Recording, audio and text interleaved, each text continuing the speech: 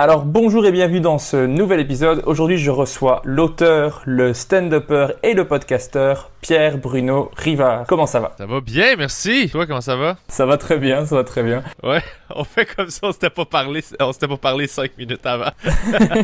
J'adore ça. On ne s'est jamais parlé avant, c'est la première fois que je On parle s'est jamais avec cette parlé personne. avant, c'est vrai.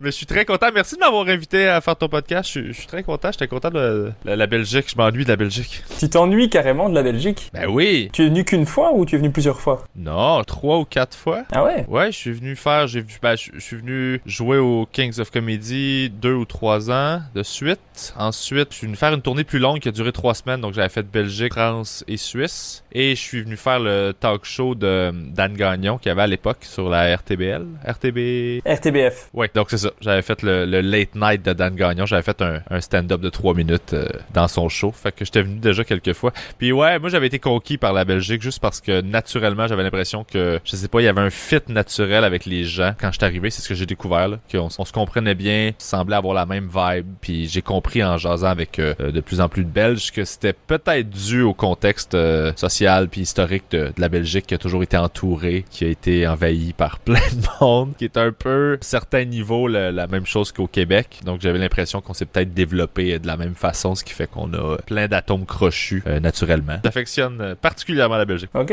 mais je crois qu'il y a aussi un rapport avec la langue, peut-être. On parle français, mais c'est pas le français de France, et donc on a l'habitude de se faire dire qu'on parle pas correctement aussi. Ah, peut-être, mais en fait, ça, c'est vrai pour vous, là-bas, parce que, du point de vue d'un Québécois, j'ai fini par voir les nuances, mais en ce qui me concerne, l'accent français, l'accent belge, je vois la différence, mais c'est quand même très similaire, là. Moi, je suis 400 ans en arrière de vous, là. En évolution d'accent avec français. Je pense que vous utilisez pas chandail, hein, ces trucs-là? Non, chandail, on n'a pas ça. C'est ça. Ça, c'est les mots que vos grands-parents utilisaient, c'est ça? Ouais, non, chandail, c'est... Je sais même pas si nos grands-parents utilisaient, peut-être nos arrière-grands-parents, peut-être. Ah ouais, ok, c'est ça, on est rendu là, ouais. Mais ça, c'est le genre de mot qu'on va encore utiliser dans notre vocabulaire qui fait que... Je me l'étais fait souligner, là. Ça, mais tout à l'heure, ça, je pense que ça se dit en Belgique. En Belgique, on le dit, ouais. Tantôt, on le dit aussi. Mais vous dites des 90, octantes... À 70 et 90, on le dit en Belgique. Octante, c'est en Suisse. Ok, c'est juste en Suisse. Vous dites 80, dans le fond. Ouais, c'est les Suisses qui sont le plus logique de la bande, en fait. Ok, c'est ça. Fait que je viens que je t'ai mélangé un peu, là. Je me rappelle, c'est ça, c'était à mon truc que j'avais appris ça, le octante. M'amener. Bref. Mais enchanté. Ben, enchanté aussi. Donc, t'es humoriste en Belgique, c'est de ce que je comprends, là. Oui. On s'est jamais croisés en show. On ne s'est pas croisé en show, malheureusement, mais c'est dommage, parce que tu es venu en Belgique plusieurs fois. Je savais pas, même en faisant mes recherches, j'avais vu que tu étais déjà venu en Belgique, que tu avais fait le show de Dan aussi. Mais je ne savais pas que tu étais venu plusieurs fois comme ça. Cool. Ouais. Moi, j'adore ça. Ben on va revenir sur tout ça, puisque je t'ai dit, je t'en ai parlé, bien sûr, avant, par message, puisqu'on ne s'est pas parlé. Tu m'as ordonné. On va parler un petit peu de tout ton parcours, mais ici, je voulais un peu savoir comment s'est passé un peu ton confinement. Je crois que ça fait un mois que tu as repris les scènes. Je crois que la première scène que tu as refaite, c'était le 27 juin dernier. Oui, effectivement. Oui, bonne recherche. Tu veux savoir comment le confinement s'est passé? Ben, en fait, on était encore en confinement d'une certaine façon parce que les scènes se font rares. Il y a des shows qui se font un petit peu partout, mais c'est vraiment pas comme c'était avant, évidemment. Ça complexifie vraiment l'opération, là, d'avoir toutes les mesures COVID-proof et tout ça. Donc, c'est pas la même... C'est vraiment pour se dérouiller, là. C'est vraiment pour se remettre en forme plus que pour reprendre les activités normales, gagner sa vie, tout ça. Donc, le confinement est pas réellement terminé. Mais oui, j'ai recommencé le 27 juin, ouais, au Palais Montcalm à Québec. C'était le fun. Ok, et ça s'est bien passé? Pas rouillé après tout ce temps? Oui, mais je sais pas comment j'explique ça. Moi, j'explique, en fait, quand tu montes sur scène, je sais pas comment toi tu le vis, mais moi, j'ai besoin d'être groundé, comme ça que j'appelle ça, là. T'as les 2 pieds plantés dans le sol, puis t'es vraiment dans le moment. T'es ancré là, puis tu fais ton truc. Quand t'es rouillé, on dirait que tu flottes un peu sur scène. Tu cherches tes repères. Fait qu'il y a quelque chose qui fait que t'es moins contrôle de ton truc. Ça se passe beaucoup à l'intérieur, là. Les gens dans la salle, ils savent pas que tout ça se passe, là, mais il se passe énormément de trucs dans ta tête. On gère beaucoup de choses sur scène, là, dont l'écoute de tout le monde dans la salle, pour se positionner, pour ajuster les rythmes. Il y a un paquet de trucs. Fait que c'était comme ça que je me sentais le premier spectacle. J'ai pris le micro, puis je sentais que je flottais, j'étais léger. Donc, ça s'est s'est super bien passé. Parce que dans le fond, il y avait une fébrilité qui accompagnait ça, qui était contagieuse, puis les gens ont répondu super bien à ça. Puis dès le premier applaudissement, mes épaules ont tombé, et là, c'était juste comme avant. Mais ça a pris cette petite période-là qui a duré peut-être 3 minutes en début de spectacle, de moi qui fais des blagues, qui recommence tranquillement à juste parler dans un micro.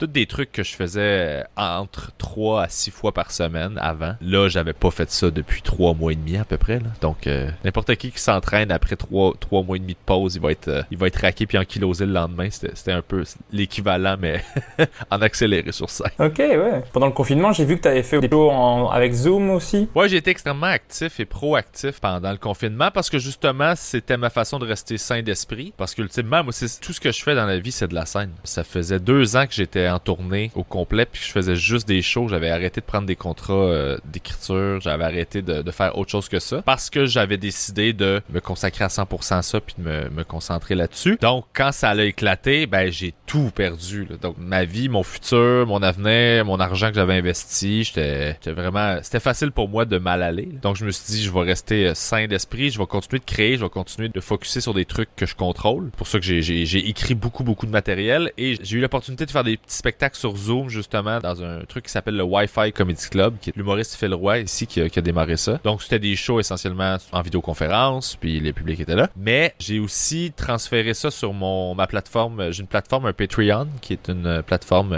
payante, en fait, où les gens peuvent s'abonner puis ont accès à du contenu en primeur, des trucs comme ça. Puis j'ai fait des rodages, mais 1 heure et demie. Là, j'ai vraiment joué longtemps, puis j'ai pris le temps de tester des nouveaux numéros, tester des blagues, prendre plein de risques que je prenais pas, que j'avais pas le temps de prendre quand on faisait des shows tout le temps parce que là, j'avais un horaire plein. Donc, ça m'a fait prendre du recul, ça m'a fait créer plein de trucs. J'ai fait des expériences, j'ai abordé ça de la meilleure façon que je pouvais pour rendre ça le plus productif possible. Puis, ça s'est avéré être une bonne expérience parce que je savais que quand ça allait repartir, j'allais garder des acquis comme ça que j'ai appris en confinement pour continuer de faire avancer ma carrière. Ah ben c'est super fort parce que moi, tout ce qui est en vidéo, en visioconférence, je ne sais pas comment les gens font pour arriver à faire ça.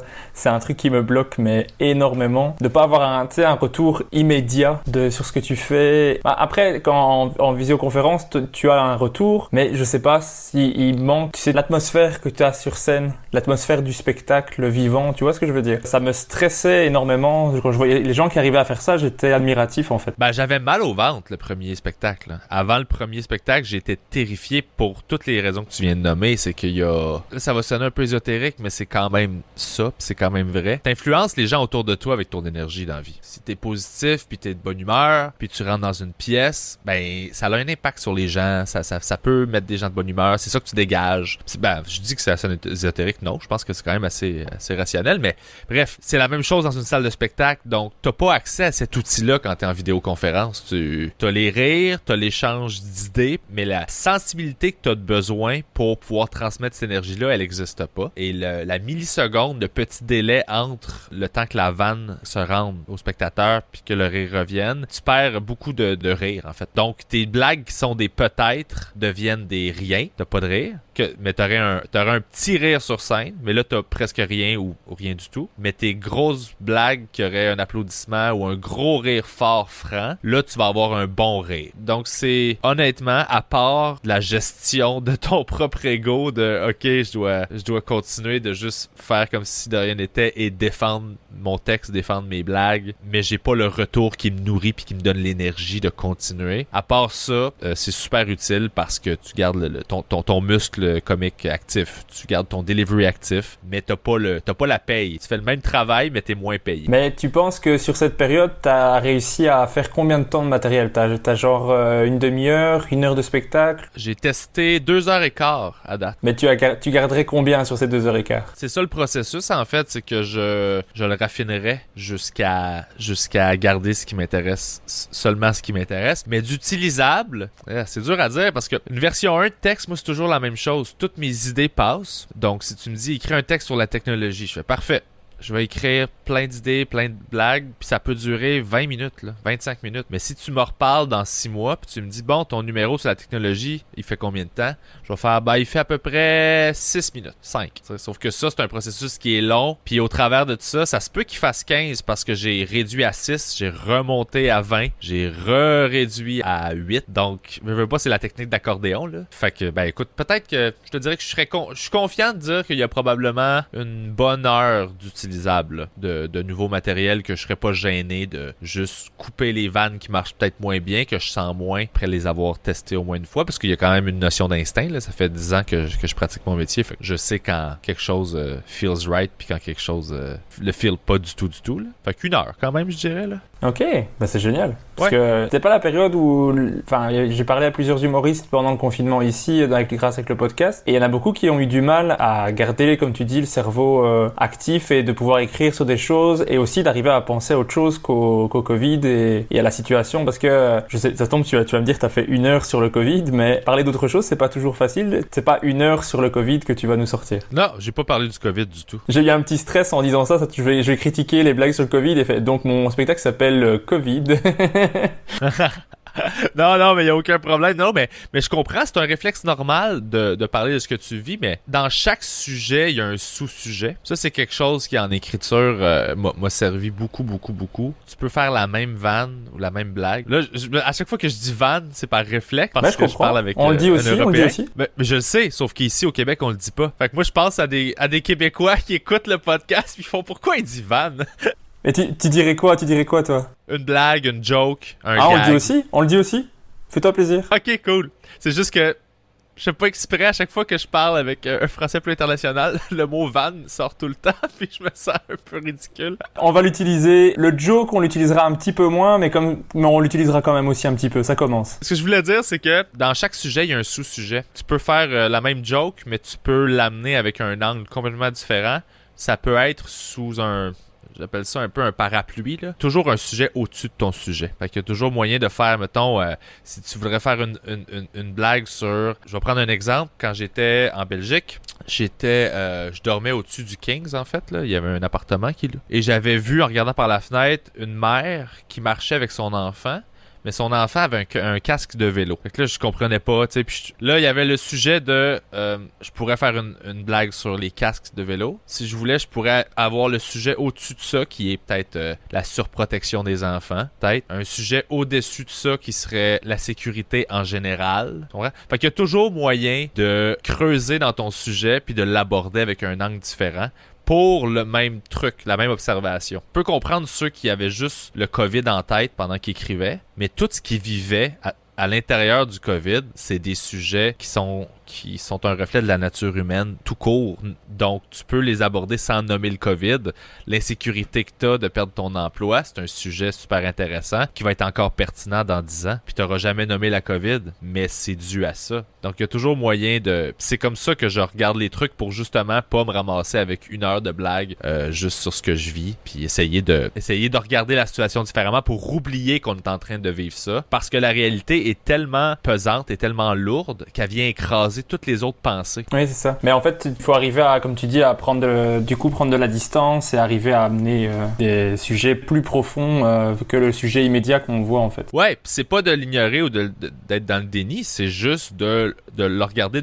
Ça peut être le point de départ. Tu regardes, OK, mais quel impact ça a sur moi? Qu'est-ce que ça veut dire? Puis là, tu pars de ce sujet-là, tu parles, puis nécessairement, à l'intérieur de tout ça, il va y avoir une vérité intéressante à partager avec laquelle les gens vont s'identifier, puis tu vas avoir un numéro intéressant à écouter. T'sais. Mais oui, moi aussi, j'ai plein de collègues qui m'ont dit la même chose, là, qu'ils étaient juste capables d'écrire des blagues de COVID. Puis je comprenais aussi, là. Puis entre toi puis moi, là, j'ai beaucoup de numéros qui étaient jamais faits, qui étaient dans mon ordinateur, que j'avais commencé à écrire à travers les années. J'ai un peu un problème d'accumuler. Moi, j'accumule beaucoup dans la vie.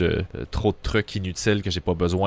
Autant au point de vue physique. Là. Je suis la personne moi qui passe à côté d'un poubelle, là, la journée des poubelles, puis que je vois des trucs qui traînent, puis là je regarde tout ce qu'il y a dans les poubelles, puis là je fais qu'est-ce que je pourrais utiliser pour faire quoi? Ça fait un bac à fleurs, ça ferait une table, ça pourrait faire. Donc j'ai toujours tendance à accumuler des trucs qui ont aucun rapport juste parce que. Mais je fais la même chose avec les idées de blagues. Donc j'avais des notes et des notes et des notes. J'avais 250 pages de notes que j'avais jamais. Parce que je prends des notes, mais je les réécoute pas. C'est vraiment stupide, mais c'est ça. Je sais pas pourquoi. Puis j'ai une tête qui arrête jamais de rouler.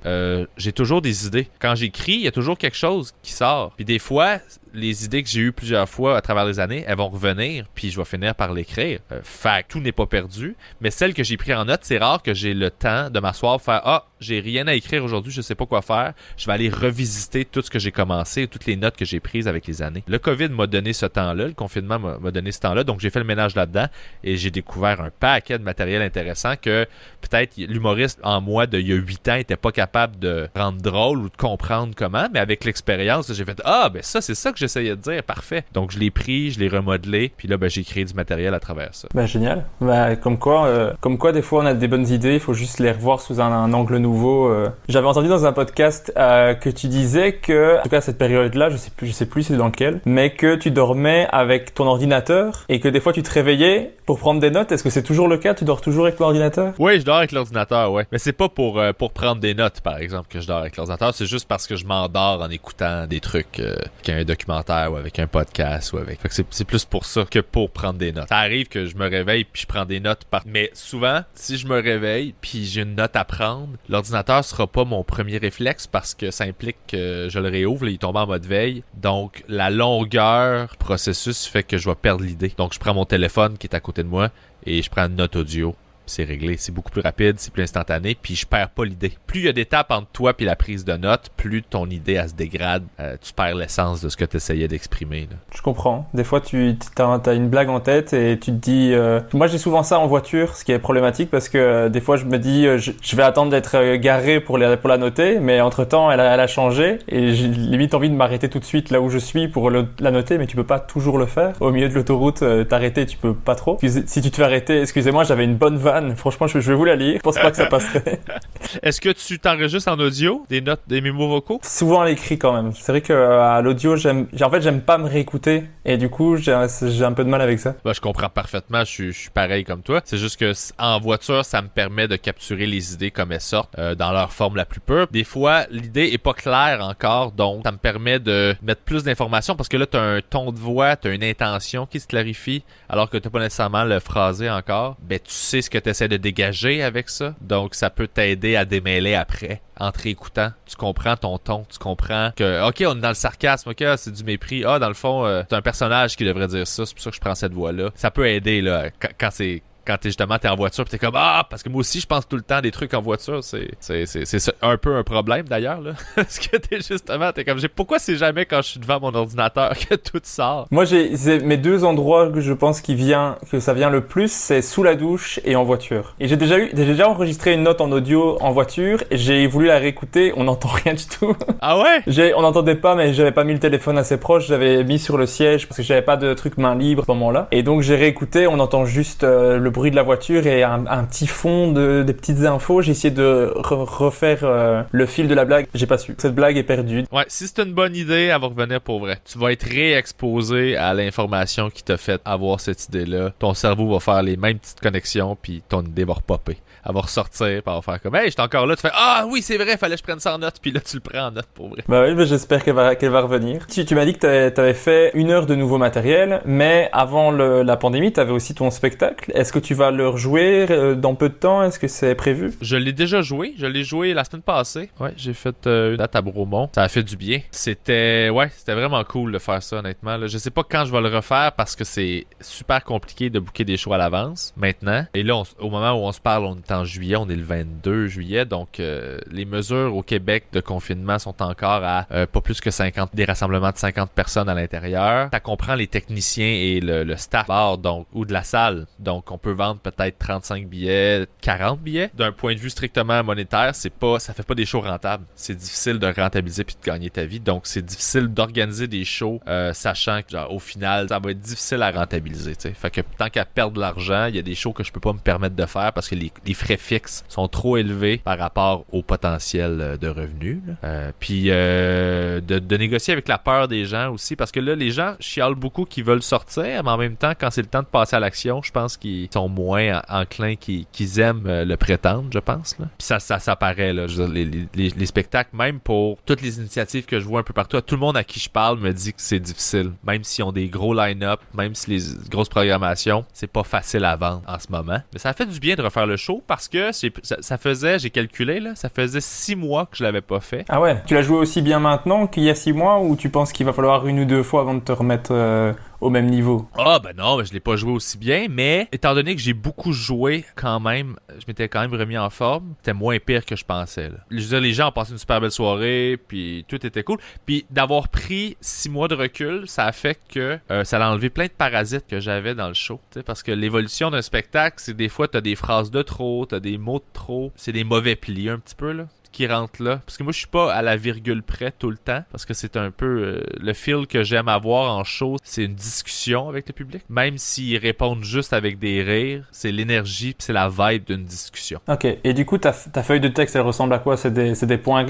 clés? Exactement. C'est des points clés, mais les blagues sont placées, mais les liens, les prémices peuvent changer un petit peu. C'est ça qui donne un côté, justement, pas mécanique. Pour aller chercher le rire, t'as pas le choix, là, t'es dans technique, donc il faut que tu respectes certains codes, mais pour le reste autour, j'aime ça varier, j'aime ça l'aborder différemment, l'actualiser en fonction de la pièce dans laquelle je me trouve, des gens, de l'énergie, de l'âge. Des fois, l'âge est différent. Puis ton but, c'est de leur passer une idée. Ben, tu t'abordes pas de la même façon à un jeune de 20 ans que tu t'abordes à une personne qui a, mettons, 60 ans. Là, moi, ultimement, je dois faire la même chose tout le temps, mais j'aime des fois varier pour certaines idées qui sont plus risquées, pour des blagues qui sont des fois plus difficiles à ingérer pour certains publics. J'aime ça, prendre un chemin différent pour que l'idée se rende, plutôt que de juste la lancer puis me dire si ça colle tant mieux, si ça colle pas tant pis. Ok, moi c'est en tout cas pour le moment comment ça se passe, c'est que c'est vraiment à la ligne près, mais après certains le font comme ça aussi. Moi pour le moment je crois que c'est une question de stress, je pense que c'est ça qui joue beaucoup, le fait que je me tienne à mon texte me déstresse un petit peu parce que je pense que si je le suis ça se passera mieux. J'ai peur que si je pars de ça je vais faire quelque chose qui est pas bon et après me dire pourquoi je suis parti, j'aurais dû rester sur ce que j'avais noté. Ben ultimement j'en arrive à ça aussi, ça se ressemble toujours là. Les variations dont je te parle, c'est mince là. C'est juste que je me laisse quand même une petite liberté. Je varie entre cette espèce de truc là qui est placé, que je sais qui fonctionne tout le temps. Donc je peux toujours aller m'accoter sur ça. Je peux m'appuyer là-dessus puis je sais que ça fonctionne. Le reste par-dessus, c'est une mince couche de OK, je vais me laisser de la magie, je vais me laisser un espace où je sais pas trop, juste pour garder ça frais, garder ça vivant. Parce que sinon, ça peut facilement avoir l'air récité, puis avoir l'air mécanique. Puis veut pas, dans une discussion, tu le sens quand la personne n'est pas présente avec toi. Tu le sens quand elle est dans sa tête en train de penser à quelque chose d'autre. Puis ça, c'est des trucs qu'on peut pas nécessairement nommer, mais qu'en tant que public, tu le ressens. Moi, c'est justement ce que je veux pas faire. Puis de faire cette espèce de petite technique-là, ça me permet de toujours être super ancré dans le moment. Parce qu'il y a une urgence de, OK, je peux pas juste peser sur play puis partir la cassette, là, c'est pas ça. Faut que ce soit vrai puis faut que ce soit senti comme ça. Je comprends. Peut-être que si je suis plus à l'aise à un moment donné, je vais changer, mais en tout cas pour le moment, c'est comme ça que ça fonctionne. Ben, je comprends, j'ai fait ça des années, mais c'est les liens souvent, hein. C'est pas les vannes, là. C'est vraiment les liens. C'est plus les liens, les introductions de sujets, des trucs comme ça. Fait que ça affecte pas la nature des blagues, c'est juste comment je me rends, là. Mais on en a parlé un petit peu, donc ton spectacle s'appelle Ma thérapeute est morte, si je me trompe pas. Tu peux nous parler un peu de ton spectacle, dire un peu qu'est-ce que tu abordes, les thèmes, tout ça, ceux qui veulent te voir en spectacle. Écoute, ben, évidemment, je parle de ma thérapeute qui est décédée. C'est un titre qui est assez lourd, mais en même temps, c'est un show qui est assez léger, dans le sens où c'est pas... Moi, mon objectif, c'est de parler de santé mentale comme on parlerait d'une banane ou d'une pomme ou d'une porte. Tu sais, c'est pas... Pour moi, c'est aussi banal là, qu'une discussion de deux personnes qui parlent d'une voiture qui est brisée. Là. Tu sais, c'est la même chose. C'est comme, cette pièce-là fonctionne pas, cette pièce-là fonctionne pas, et tout ça. Puis mon but, c'est de réussir à banaliser ça au point où, justement, les gens vont ouvrir ce dialogue-là puis arrêter de se sentir seuls quand ils vont pas bien. Puis, justement, ils en parlent pas, ils se sentent seuls parce que personne n'en parle. Donc, ils ont l'impression d'être les seuls à pas bien aller, alors que j'ai réalisé que, ultimement, quand t'écoutes les gens puis tu prends le temps, tout le monde va mal sur quelque chose dans sa vie, mais c'est juste que la majorité des gens le cachent. Donc, ceux qui se cachent pas se sentent seuls parce qu'ils ont l'impression qu'ils sont les seuls à pas bien aller. Fait que je parle de ça, je parle d'anxiété. Je parle des enfants, je parle de mon rapport à la structure, que j'ai de la difficulté à me structurer, je parle de thérapie évidemment, de pourquoi les gens ont peur de ça, je parle de prendre des antidépresseurs, je raconte la dernière fois que j'ai bu de l'alcool. Ouais, je parle de plein de trucs comme ça, là. Ça joue dans ces eaux-là. Ok, mais je pense que le titre est bien choisi. Moi, je trouve que ça titille ma curiosité juste assez pour en vouloir en savoir plus. Tu vois ce que je veux dire? Ah ben merci. J'ai hâte de voir le prochain show. Je travaille déjà dessus, mais celui-là, on dirait que j'avais envie de faire quelque chose dans ce style-là. Un show plus enrobé avec un thème, avec quelque chose qui lit tout. Il y avait quelque chose là-dedans qui me plaisait beaucoup. Je l'avais jamais fait. J'étais plus stand-up plus traditionnel avant. Que là, j'avais envie de rajouter une petite dose par-dessus ça. Ça faisait du bien. Fait que le prochain, on va explorer d'autres choses pour le prochain show. Ouais, mais c'est chouette dans le sens que c'est un sujet qu'on n'aborde pas beaucoup, donc c'est intéressant. Comme tu dis, on n'en parle pas. Il y a des gens qui cachent ce qu'ils ont, et je crois qu'il y a des gens qui se le cachent à eux-mêmes, qui ne savent pas, qui sont dans le déni, quoi. Non, j'ai pas de problème, tout se passe bien. Absolument, puis ils blâment les autres. Ouais, qui est une très bonne technique. Ceux qui blâment le plus les gens autour d'eux, là, c'est souvent ceux qui refusent le plus d'admettre leur propre tort. Mais sauf qu'ils ont besoin de mettre le doigt sur pourquoi leur vie est de la merde. Puis si c'est pas eux, c'est nécessairement quelque chose à l'extérieur, là. Fait que je me méfie tout le temps de ceux qui passent leur temps à pointer autour d'eux puis à pointer tout le monde. Est-ce que du coup t'es partisan de la phrase qui veut que tout le monde devrait aller voir un psy? Oui, absolument. Oui, par contre, je la pousserai un peu plus loin. Je pense qu'on dit que tout le monde devrait aller voir un psy parce que les psys vont t'apprendre ton fonctionnement à toi, mais le fonctionnement d'un humain normal, là, tes réflexes, tes moteurs, tes billets, tous ces trucs-là, il va te les expliquer. Mais ultimement, ce langage-là, si t'es éduqué comme ça dès l'enfance, si on t'apprend à reconnaître c'est quoi la colère, c'est quoi du déni, c'est quoi un sentiment de rejet. Si on t'apprend à identifier ça dans la vie en général, tu vas peut-être passer ta vie au complet sans jamais avoir besoin d'aller voir un psy. Mais c'est une éducation tout court qui doit se faire. C'est juste que là, on passe par les psys parce qu'on est à l'étape de réparer, là. Mais ultimement, c'est ça, là. Tu l'apprends à la base, tu n'auras peut-être jamais besoin parce que tu vas être capable de t'auto-gérer super bien, de comprendre la game. Mais c'est un langage qu'on parle pas. C'est des outils qu'on n'a pas. C'est des outils qu'on... Moi, j'ai appris tous ces trucs-là. J'ai commencé à consulter à 23 ans, mais il y a des gens qui vont passer leur vie sans savoir c'est quoi un ego. Puis un ego, c'est pas un concept qui est super compliqué, là, mais c'est quelque chose qui... Le déni. Ils ont les définitions de base, les résumés sur Wikipédia, mais ils savent pas comment ça se traduit concrètement dans leur vie, puis concrètement dans le monde, puis de quoi ça a l'air, c'est quoi quelqu'un qui fait de la rationalisation, puis c'est quoi.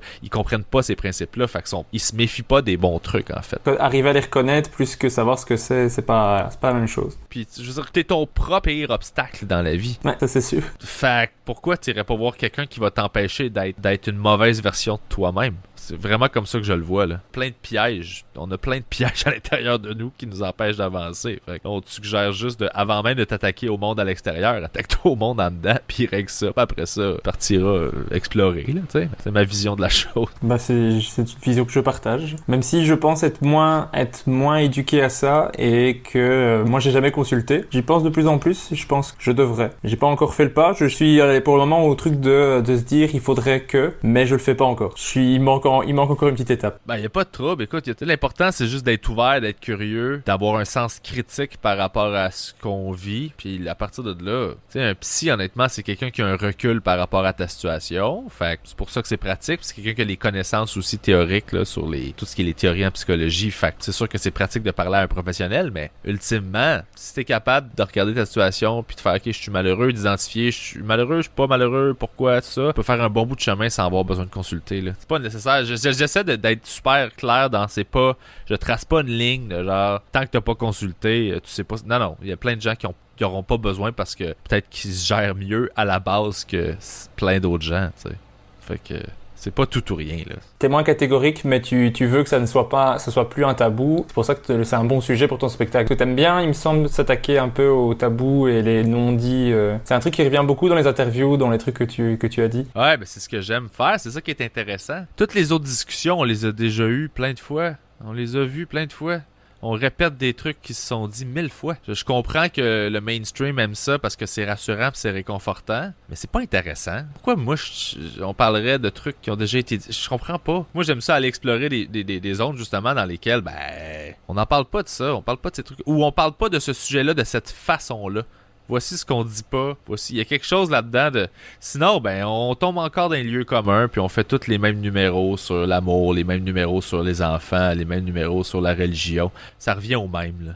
Fait on dirait qu'il y a quelque chose de... C'est peut-être l'auteur en moi qui pense ça, parce qu'ultimement, des fois, j'ai des passes où, justement, je suis plus dans ces lieux communs-là, puis ça me fait du bien, parce qu'artistiquement, j'ai pas envie de me battre. Puis j'ai pas envie de me battre avec un public à faire comme « Ah non, je vais changer votre perception. » Je suis comme « Ah non, je m'en ai rien à chier. Là. Je vais juste avoir du plaisir, j'ai le goût que le monde rit, je me casserai pas la tête, je vais me parler du sujet comme j'ai le goût d'en parler, mais sans être obligé de trouver un tabou ou quelque chose. » Des fois, c'est ça aussi. Là. Des fois, c'est juste, on veut faire rire, je fais rire, c'est tout. Puis des fois, j'ai le goût de m'attaquer à des sujets. Là. La santé mentale, c'est parce que c'est un enjeu important. Fait que j'ai trouvé la force d'aller là-dedans, puis de creuser, puis de me battre pour essayer de rendre ça divertissant, puis agréable à écouter, puis le fun. Pour un sujet qui, à la base, peut créer une réticence chez plein de gens. Mais si j'ai pas cette motivation-là qui est sous-jacente, honnêtement... J'en chercherai pas une juste parce que ça m'en prend une. Là. Je vais parler d'un sujet plus léger, d'une façon qui me fait rire, parce que, puis ça va être tout. Là. On est là pour faire rire. Là, ce que j'aime beaucoup dans l'humour, c'est les humoristes qui parlent de choses qui est très personnel, très propre à eux, et que ça soit un tabou ou pas, hein. Que ça soit juste personnel. Moi, c'est le truc que je préfère en humour, quand j'ai l'impression que ce qu'il dit, c'est vraiment ce qu'il ressent, c'est vraiment ce qu'il pense. Par exemple, quand tu écoutes une interview d'un humoriste et que tu te rends compte que ce qu'il a dit sur scène, c'est ça qu'il pense, c'est comme ça qu'il a ressenti parce que il a vécu ça. Et je trouve ça toujours génial parce que j'ai l'impression qu'il s'est confié. Je trouve ça toujours beau. C'est un truc que je répète beaucoup dans les podcasts, mais c'est ce que je préfère. J'ai exactement la même philosophie que toi là-dessus. C'est la même chose. Moi, tant que c'est vrai, ultimement, là, c'est pas grave. L'important, c'est que ce soit vrai, que ce soit sincère. C'est pour ça que je mens pas sur scène. Puis tout ce que je dis, c'est vrai parce que je suis pas capable de... J'ai un rapport à la prétention puis un rapport au mensonge qui sont deux choses différentes, là, mais qui est très fort, qui est très... j'aime pas l'idée de présenter une image qui est pas authentique aux gens. Parce que après ça, les gens sont en interaction avec l'image qu'ils ont de toi. Puis si tu bâtis une image, ils sont en interaction avec une version de toi. Fait que tes rapports sont tous faux après ça. Parce qu'ils autres, ils dealent pas avec la personne qui pense qu'ils dealent.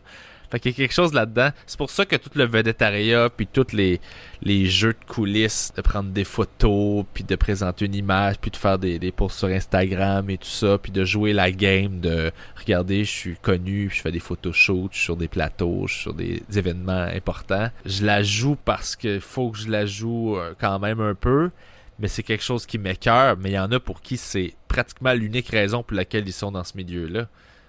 Ils sont plus là pour le lifestyle puis l'espèce de sentiment d'être élevé socialement que ça leur donne que pour la forme d'art qu'ils pratiquent. Là. Je trouve ça fascinant, ça. Je comprends, mais moi, c'est tout ce que j'aime pas. Et personnellement, je suis incapable, c'est de dire sur scène quelque chose qui n'est pas vrai. D'ailleurs, ça me fait rire quand on vient me voir après, on dit « Ah, c'est vrai ce que t'as dit, t'as vraiment... » Oui, c'est vrai d'office, tout est vrai. Je serais incapable de dire un truc qui est faux. Des fois, je dis un truc, on me dit « Ah, ça serait plus marrant si c'était ça. » Et moi, je dis « Oui, mais c'est pas ça qui s'est passé. » Donc, je veux pas dire ça. Ouais, je comprends. Oh, absolument. Ça, tu peux quand même tricher un petit peu quand c'est des trucs pas trop majeurs, là. Mais, tu sais, souvent, tu peux combiner, mettons que tu as eu une discussion avec quelqu'un à deux moments différents, puis que tu la racontes sur scène, tu peux, pour ne serait-ce que juste raccourcir l'anecdote, ça s'est passé en une discussion, là, des trucs comme ça, là, qui sont pas des mensonges en tant que tels, là. C'est juste à des fins narratives. Sinon, le public, anyways, va te le faire payer, là. Ils vont faire « C'est long! » T'es comme « Oui, mais c'est parce que c'est arrivé en 2 jours. » T'es comme « Ouais, mais là, c'est pour leur bénéfice à eux, là. » T'as aussi droit, bien sûr, aux exagérations. Moi, c'est souvent ce que je fais. Je vais beaucoup plus loin que ce qui est arrivé en vrai. Exactement, absolument. C'est correct aussi, là, tu sais. Bon, on est d'accord, ça marche. Et sinon, pendant le confinement, ce que tu as continué à faire aussi, c'est ton podcast qui s'appelle Le Carré de Sable de Pierre-Bruno Rivard. Donc, Le Carré de Sable, pour les Français et les Belges, c'est un bac à sable pour nous. Pourquoi cette envie de faire un podcast? L'intention de départ, parce que j'ai commencé il y a 3 ans, dans le fond. Octobre 2016. L'intention de départ, c'était prendre de l'expérience en animation. Moi, j'avais tendance, tu sais ce que tu disais tantôt, là, à être... toi, sur scène, tu restes dans ton texte, tu fixes ces trucs-là. Tu sais, il y a une sécurité là-dedans de calculer tout ce que tu dis, comme ça, tu peux pas te tromper. J'avais ça aussi, mais je voulais casser ça pour pouvoir libérer mon naturel comique, puis mon naturel en général aussi. Donc, je me suis dit, je vais me mettre dans une position où je peux pas calculer tout ce que je dis. Fait que de faire une discussion d'1 heure, 2 heures avec d'autres amis humoristes, je peux pas calculer ce que je dis. Donc, naturellement, j'aurais pas le choix d'apprendre à être moi-même, puis me laisser être qui je suis et assumer tout ça. Donc, casser cette espèce de peur-là de dire quelque chose qu'il faut pas dire, de comment les gens vont... Qu'est-ce que les gens vont penser si je dis ça. Fait qu'au début, c'était ça. Je voulais aussi présenter mes collègues humoristes, mes amis. C'est la grande majorité des amis dans la vie de toute façon.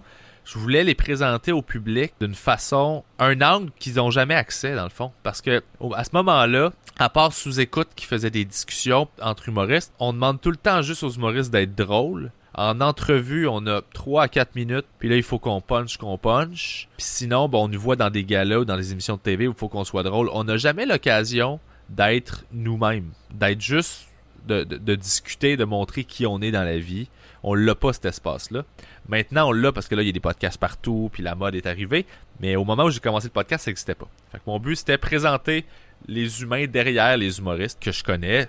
Parce que moi, ça, c'est les discussions que moi, j'avais avec eux. Dans les loges, dans la voiture, en se rendant au spectacle. C'est ça, moi, les discussions que j'avais avec eux. Mais ces gens-là, je les voyais jamais être comme ça ailleurs. Fait que je me suis dit, je vais créer un espace pour ça, où on va parler de tout sauf d'humour, le plus possible, pour justement pas tomber dans une discussion d'humour entre humoristes. Ça peut être un sujet assez hermétique qui, je comprends que ça peut plaire à des comedy geeks, mais mon but, c'était juste d'avoir accès à eux différemment. Puis ces gens-là, c'est tous des gens brillants, des gens justement qui ont beaucoup, qui réfléchissent beaucoup dans la vie en général, puis qui ont plein de choses intéressantes à dire, qui sont pas nécessairement humoristiques, puis qui peuvent être utiles à n'importe qui écoute, puis qui peuvent être le fun. Fait que je trouvais ça le fun de donner cet espace-là pour eux autres. En gros, c'était ça. Mais ça va, ça t'embête pas d'être dans un podcast qui est plus comedy geek, où on parle plus d'humour Non, parce que j'aime ça parler d'humour, c'est juste que étant donné que moi j'en fais un par semaine, ben j'ai pas le goût de toujours présenter la même chose parce que ça devient redondant rapidement si c'est toujours autour de c'était quoi ton pire spectacle.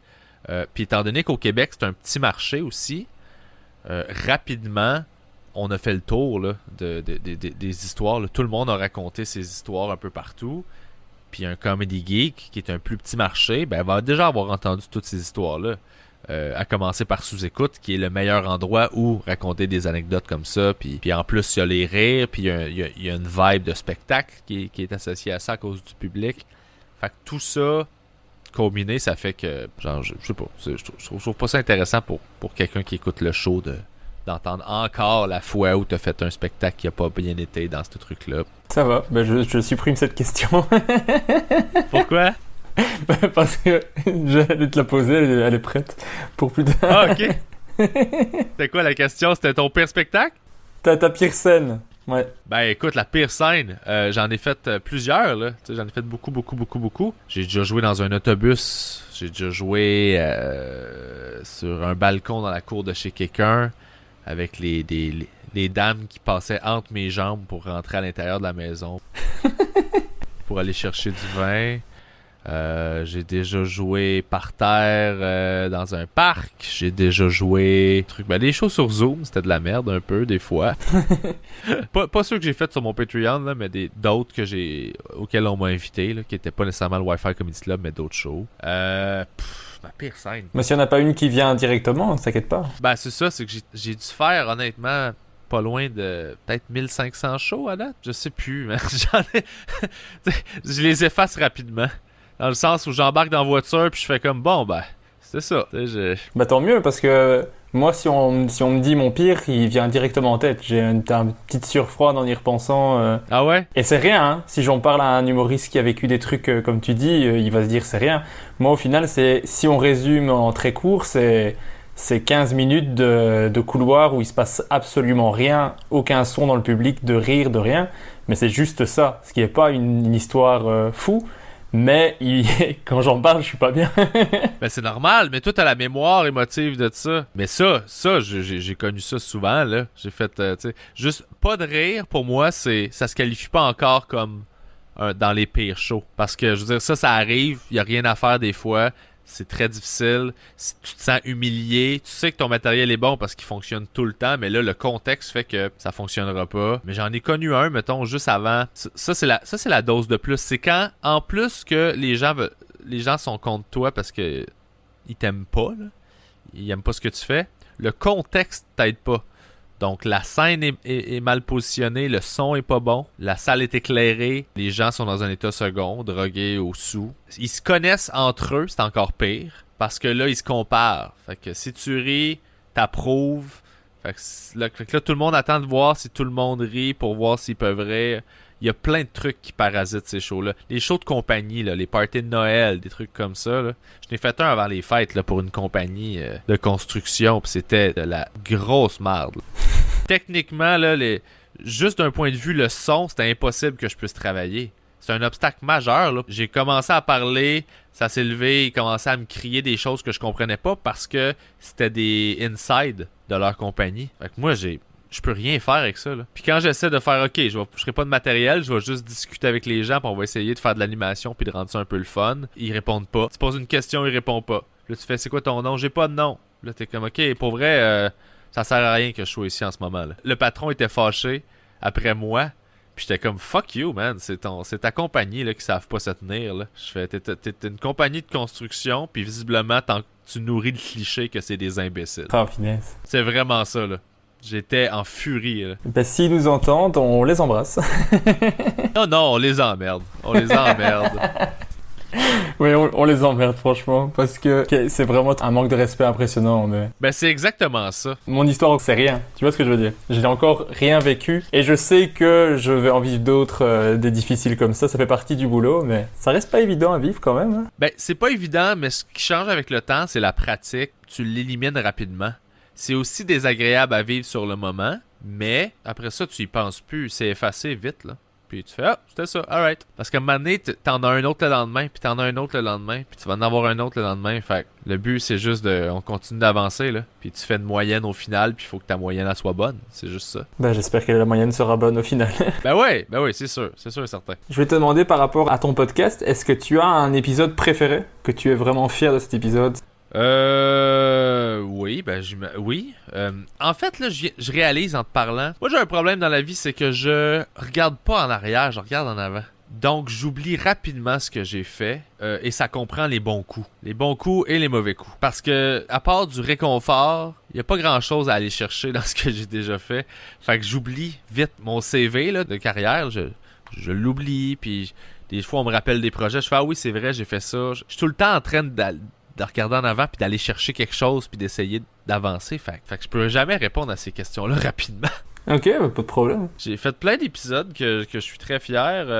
Ben, c'est sûr que là, avec les humoristes, c'est tous des amis. Fait qu'il y en a...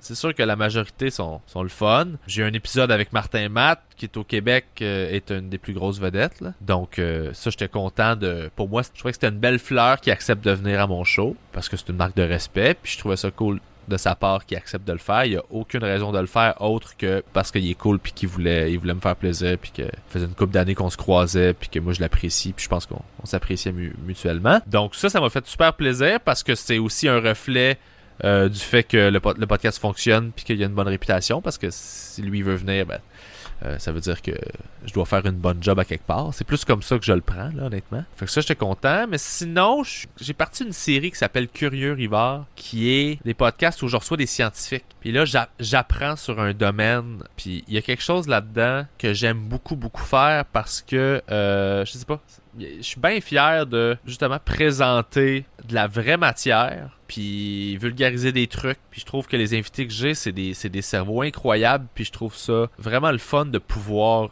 je sais pas comment on le dit en français, là, mais pick their brains, là. De pouvoir juste comme aller explorer leur cerveau puis avoir accès à ça. Puis pouvoir partager ça avec les gens. Il y a quelque chose là-dedans que je trouve vraiment cool parce que pouvoir être le pont entre un cerveau incroyable puis quelqu'un qui est juste curieux de nature, qui connaît pas un sujet, je trouve ça super beau. Je trouve ça le fun comme responsabilité, puis j'aime ça, je prends ça au sérieux. Fait que ça, c'est des épisodes desquels je suis fier. Je pense que tous ceux qui ont fait que j'ai reçu des messages de gens qui m'ont dit merci pour ça, ça m'a aidé pour telle ou telle raison, je suis vraiment fier. Parce qu'ultimement, c'est ça. C'est juste ça. Avoir un impact positif dans la vie du monde, là. que ce soit à travers des blagues, à travers des podcasts, à travers quelque chose, faire une différence positive dans la vie de quelqu'un, peu importe pour quelle raison, puis c'est sur quel enjeu de sa vie. Je trouve que c'est un privilège, puis quelque chose qui me rend très, très, très fier. Je crois que je t'avais d'ailleurs dit, après l'avoir écouté, je crois que je t'avais envoyé un message, mais mon épisode préféré, moi, c'est celui avec Mike Ward, parce que il dure 3 heures. 3h25 même, j'ai noté. Et j'ai adoré ça, parce que c'est fou d'avoir un épisode d'une bonne longueur comme ça, et à la fin de se dire « Ah, c'est déjà fini. Ah, bah c'est dommage. J'aurais bien continué. » Tu vois ce que je veux dire? Ah ben merci beaucoup, c'est très gentil. Ouais, c'est vrai, j'étais très fier de l'entrevue avec Mike parce que Mike, d'un, c'est ça, c'était dans les derniers podcasts qu'il a fait pour les autres. Après ça, il a arrêté d'aller sur les shows des autres parce qu'il en faisait tellement de son côté. J'étais super content qu'il accepte de venir. Il a été généreux dans ses réponses. Il s'est ouvert aussi. Mais Mike, c'est quelqu'un que j'apprécie énormément dans la vie. C'est un esti de bon gars, là. C'est vraiment belle personne. Qui est généreuse avec son entourage, qui prend soin des autres, qui est sensible. C'est vraiment un gars que j'aime beaucoup.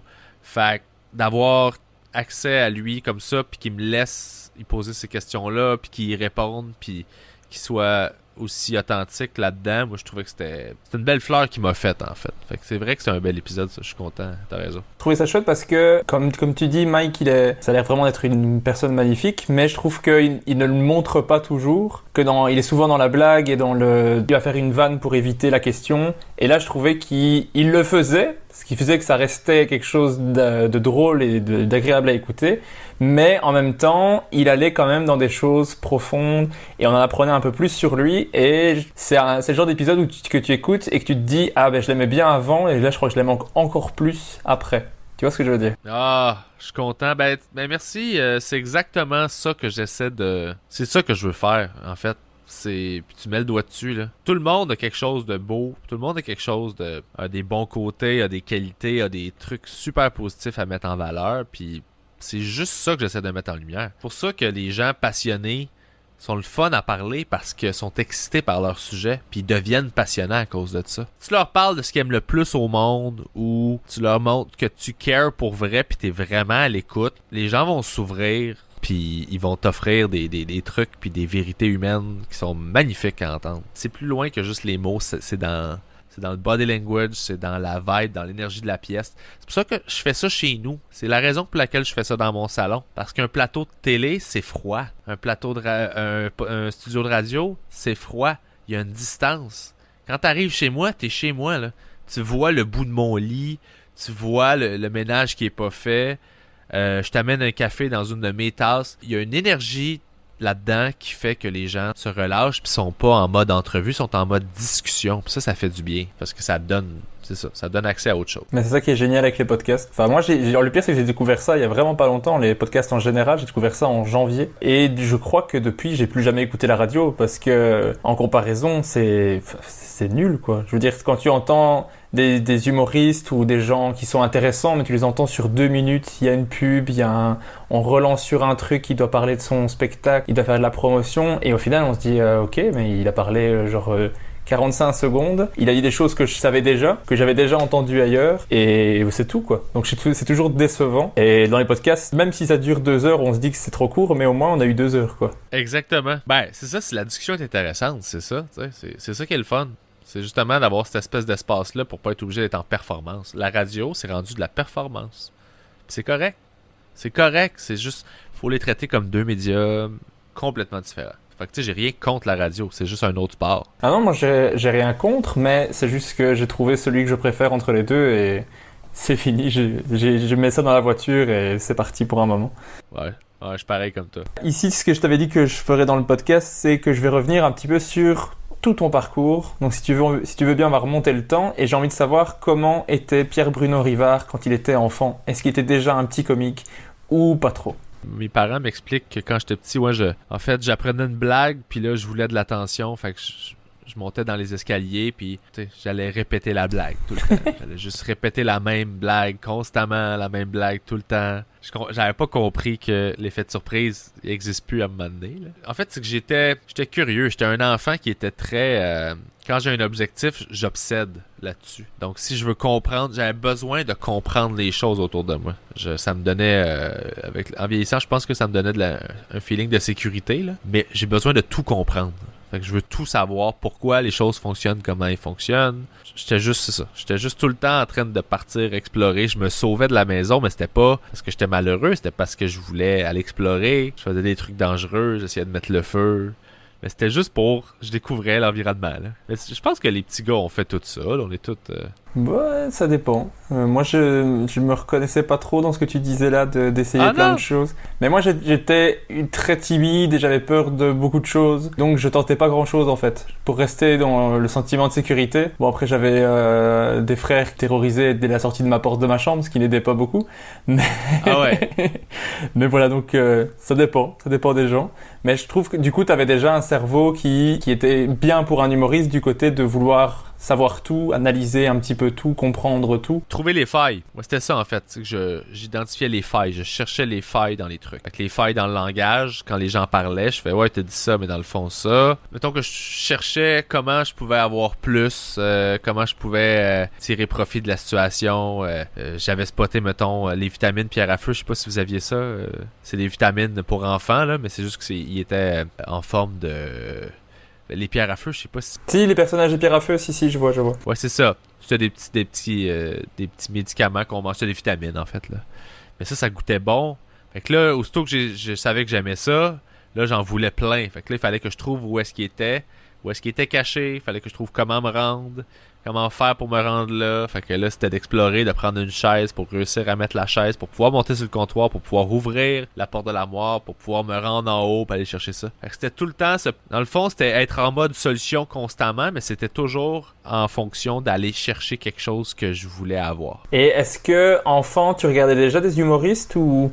Pas tellement. Pas du tout, non. L'humour est arrivé à cause de mes amis, plus adolescent. Quand j'étais adolescent, on regardait des trucs à la télévision passer. On regardait les shows, mais je faisais ça avec un de mes meilleurs amis. J'ai un ami d'enfance qui a été la bougie d'allumage pour plein de trucs artistiquement chez moi. C'est lui qui m'a... C'est avec lui que je regardais des shows d'humour, que j'allais voir des spectacles d'humour, j'écoutais des one-man shows sur l'ordinateur, tout le temps...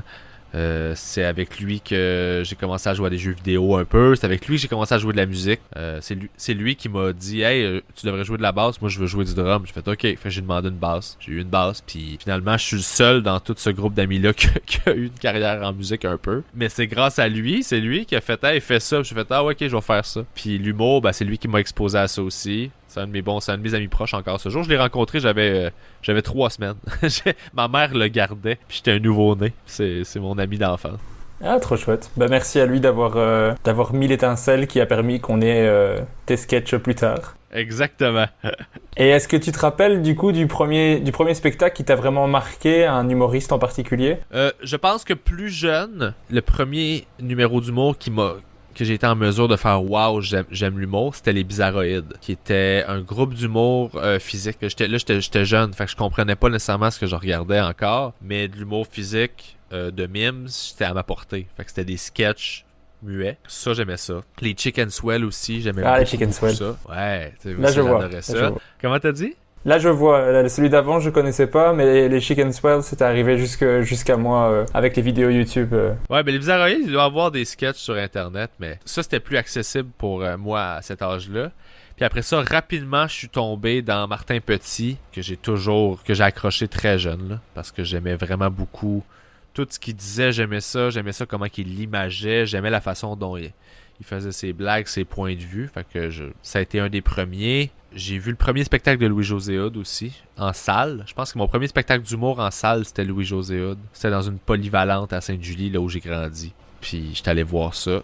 Puis après ça, j'écoutais tout ce qui était Gala juste pour rire à chaque année. Je regardais ça je les downloadais, là, parce que là, on pouvait les avoir. C'était l'époque du piratage. Là. Fait que là, le gala jouait, mettons, un soir, puis le lendemain, il était disponible sur Internet. Fait que j'allais le chercher.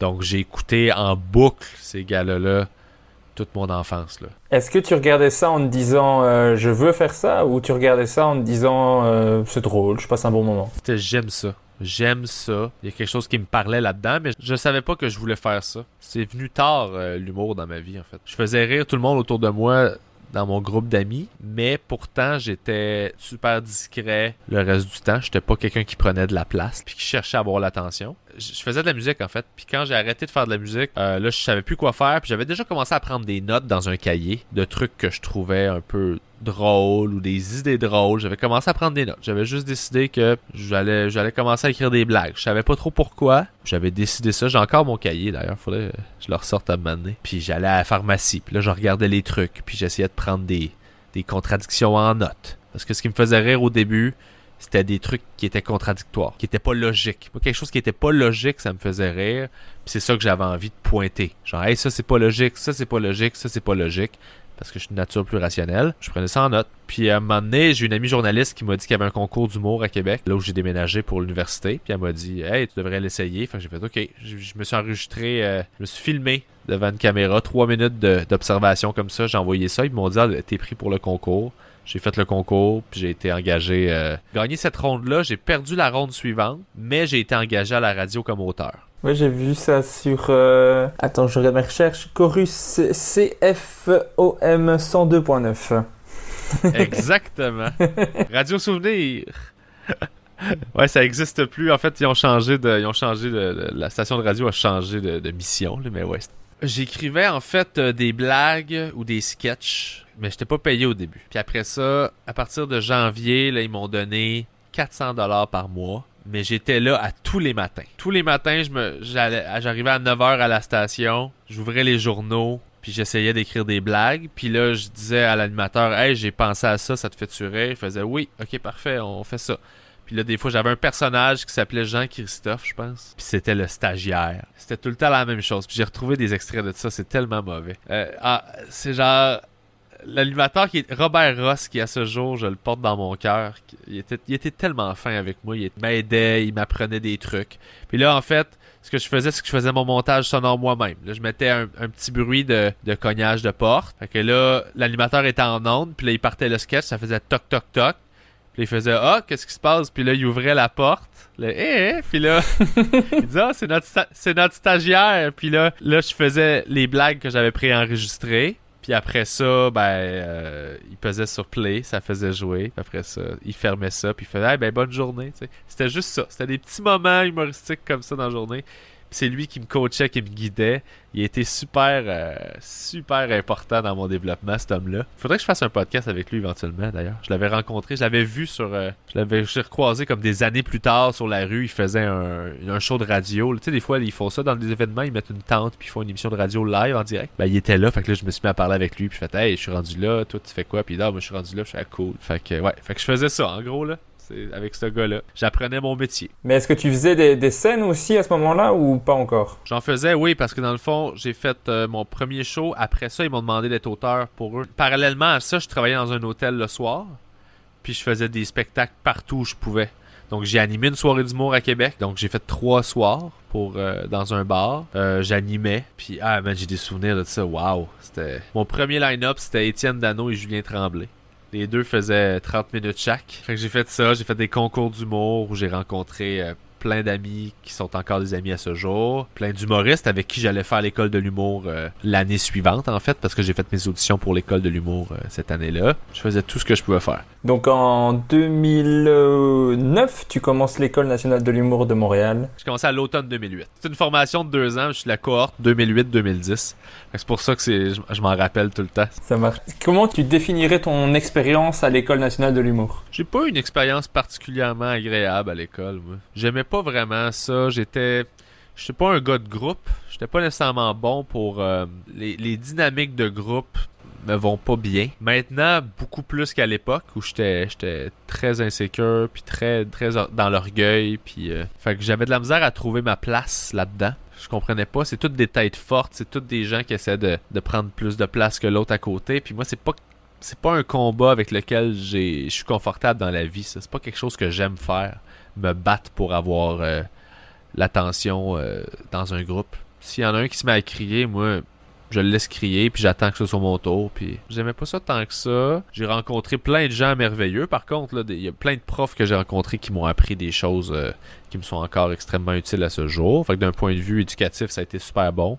Plus au niveau d'écriture que le reste. Mais je pense que n'importe quel domaine, si tu prends 2 ans à baigner là-dedans, 24 heures sur 24, puis à penser juste à ça, puis à te consacrer à ça, ça a des effets bénéfiques. T'sais. Fait que de ce point de vue-là, l'école a été bonne pour moi. Là. Je suis ressorti de là, puis tout ça. J'étais déjà très actif pendant l'école, puis je l'étais encore plus après. Mais si je te disais que quelqu'un en Belgique qui est en train de te parler hésite toujours à y aller ou pas, est-ce que tu lui recommanderais ou pas? J'y recommanderais si il y a déjà une expérience de scène. Parce que culturellement, si t'as jamais fait d'humour, j'ai l'impression que ça va être plus difficile d'intégrer le coup de l'enseignement qui va être là ou ça va rentrer à retardement. Mais si tu connais déjà le métier puis t'es déjà habitué d'essayer de trouver des punchlines puis d'écrire puis des trucs comme ça, ben à ce moment-là, tu vas intégrer ce qui va t'être appris super rapidement. Pour moi, ce serait un must. Je dirais, si t'as une bonne expérience là, de scène où t'en as fait, où t'es déjà dans ce mindset-là d'apprendre, je te le conseille. C'est de l'argent, puis c'est évitable aussi, là. Si tu sais lire en anglais, il n'y a rien que tu n'apprendras pas en lisant des livres. Là. Le reste, c'est de la pratique. Mais tu devrais demander à Étienne Sercq, il l'a fait. Ben, je lui en avais parlé, j'ai fait le podcast avec lui aussi. Et on en a discuté, mais en fait, dès que j'ai l'occasion de parler avec quelqu'un qui a fait l'école, je lui en parle. J'ai fait un épisode avec Guillaume Wagner, on en a parlé. Adib Al-Khalidé, on en a parlé. Je trouvais ça intéressant, justement, d'avoir plusieurs visions de l'école pour me faire une idée, mais plus objective que le ressenti d'une seule personne. Tu vois ce que je veux dire? Ouais, ben oui, absolument. Tu fais une moyenne, puis tu choisis après ça à qui tu fais confiance, mais c'est tout dépendant de quel type de personne que t'es, puis... J'imagine qu'en étant en Belgique, t'as un craving d'humour, là. Pas accès à tout ça, mais ici, on a un marché qui est super florissant, donc c'est pas nécessairement une nécessité de faire l'école de l'humour, mais je peux comprendre qu'en Belgique, tout ce qui touche à ça, t'es comme, on manque de ressources ici, donc n'importe quoi est le bienvenu, là. Fait que effectivement, c'est un bon point, là. Ça se peut que ce soit vraiment comme bien reçu à cause de ça, là. Mais ouais, n'importe quoi, si tu y penses, puis t'es sérieux, puis t'en parles, puis tu lis là-dessus, tu vas apprendre tout ce que t'as besoin de savoir, là. Les gens faisaient de l'humour avant que l'école existe, là. T'sais. Tu reviens en Belgique, parce que tu as dit que t'étais plus revenu depuis 2015. Ah, ça s'est fameusement professionnalisé. Il y a quand même beaucoup plus de scènes. C'est presque possible de le jouer tous les soirs. Tu joueras qu'une seule fois. C'est presque possible de le faire tous les soirs, je pense. Nice. Avec des cachets raisonnables ou... C'est beaucoup des scènes ouvertes, c'est beaucoup des petits plateaux, mais ça dépend. Il y en a qui font leur spectacle aussi, donc ça s'est quand même fameusement professionnalisé. Mais il y a de plus en plus d'humoristes. Par exemple, ici, je fais partie, moi, d'un collectif qui s'appelle le What the Fun. On est 150 humoristes qui se partagent les scènes de la semaine, quoi. Donc ça limite les possibilités, quoi. Il y a quand même pas mal de compétition par rapport à ça parce qu'on est assez nombreux pour les scènes qu'il y a, quoi. Ok, mais le collectif sert à quoi essentiellement? En fait, c'est lui qui prend les contacts avec les différentes salles et c'est eux qui ont... C'est plus une plateforme qui a en soi réparti les artistes sur les plateaux qu'ils ont organisés, en fait. C'est une plateforme qui est un booker, dans le fond. C'est ça, mais c'est eux qui s'assurent en fait que tu sois dans des salles avec des bonnes conditions, avec son, lumière et tout ce que tu veux, pour que tu aies un cachet, un public, que ça soit bien rempli. Et en fait, eux font le dispatching des différents artistes pour que tu aies des styles différents aussi et que tout le monde s'y retrouve un petit peu, quoi. Nice, cool, très cool ça. Après l'école de l'humour, en 2011, tu participes à l'émission En route vers mon premier gala, dans lequel moi je t'avais découvert. Qu'est-ce que tu retires de cette expérience de En route? Ah ben moi ça a été merveilleux pour moi En route. Ça a été là où je me suis fait découvrir, c'est là où ça m'a mené à un premier gala juste pour rire, ça m'a fait connaître dans plein d'endroits au Québec qui me connaissaient pas du tout, ça m'a donné du travail beaucoup, ça m'a donné du travail d'auteur, ça a été moi j'ai fait la finale, fait que ça a été que du positif pour moi En route là. Je l'ai fait 1 an seulement, j'ai fait 3 rondes, je me suis rendu à la TV, que du bon. Parce qu'après, en 2012, tu reçois un Olivier en tant qu'auteur. Pour le spectacle de Maxime Martin, tout va bien. Enfin, c'était plusieurs auteurs, mais ça a lancé un peu ta carrière en tant qu'auteur, du coup. Aussi, ouais. En fait, j'écrivais sur ce spectacle-là en même temps que je faisais En route l'année d'avant. Je me rappelle, c'était moi puis Adib. On a fait l'école en même temps. On était dans un café puis on écrivait comme des fous sur ce show-là. Puis le soir, on faisait des shows puis on rodait pour le En route vers mon premier gala, justement. C'était notre routine, c'était notre vie. Ouais, fait que d'être récompensé l'année d'après, c'était cool. Là. On était une équipe, on était une belle équipe, par exemple. Ça l'a aidé, évidemment, pour ma carrière d'auteur. Là. Ça m'a donné un petit push. Et est-ce que les récompenses que tu as reçues comme auteur, c'était quelque chose qui était important pour toi? C'est vraiment quelque chose qui était important, la reconnaissance de recevoir des prix ou... Pas vraiment, honnêtement. j'étais fier. Mais tu sais, pour moi, les prix, c'est comme les diplômes, là. Ça sert juste à montrer aux autres. Est-ce que toi, tu sais? Ça rassure les autres. Je veux dire, il y a plein de gens qui gagnent pas de prix, qui méritent autant de prix que de gens qui gagnent des prix, là. C'est juste qu'au final, quand t'arrives devant quelqu'un qui connaît pas l'industrie, puis qui pousse des crayons dans un bureau, puis qui fait juste voir des chiffres partout, tu lui dis, ben, j'ai 3 Olivier, j'ai écrit sur ça, j'ai fait ça, il fait... Oh shit, il est sérieux. Ça le rassure, puis il te fait confiance. Alors que quelqu'un à talent égal qui a pas de trophée, ils vont faire on n'est pas certain. Alors que les deux. Fait que c'est vraiment ça que c'est là, l'industrie des trophées. Là. Puis je dis ça, j'aurais pas ce discours-là, je pense, si j'en avais pas gagné. Là. Mais vu que j'en ai gagné, je suis en mesure d'avoir le recul, de comprendre l'impact que ça l'a pas eu sur ma carrière, l'impact que ça l'a eu. C'est ça, j'ai un meilleur big picture grâce à ça. Fait que je suis super content, la reconnaissance vraiment beaucoup. Je suis extrêmement fier aussi d'avoir eu cette espèce de tape dans le dos là. Mais comme je te disais tantôt, je regarde pas ce que j'ai fait en arrière. Donc aussitôt que je gagne un prix, je l'oublie rapidement. Puis les trophées, je les ai donnés à mes parents dès le début. Parce que lui, je savais que mon père allait le voir tout le temps. Lui, il allait le remarquer quand il rentre dans la pièce. Moi, je l'ai oublié tout de suite. Ben, c'est cool. En plus, pour tes parents, ça doit être chouette d'avoir ça. Enfin, ils doivent être fiers de toi, je suppose. Ouais.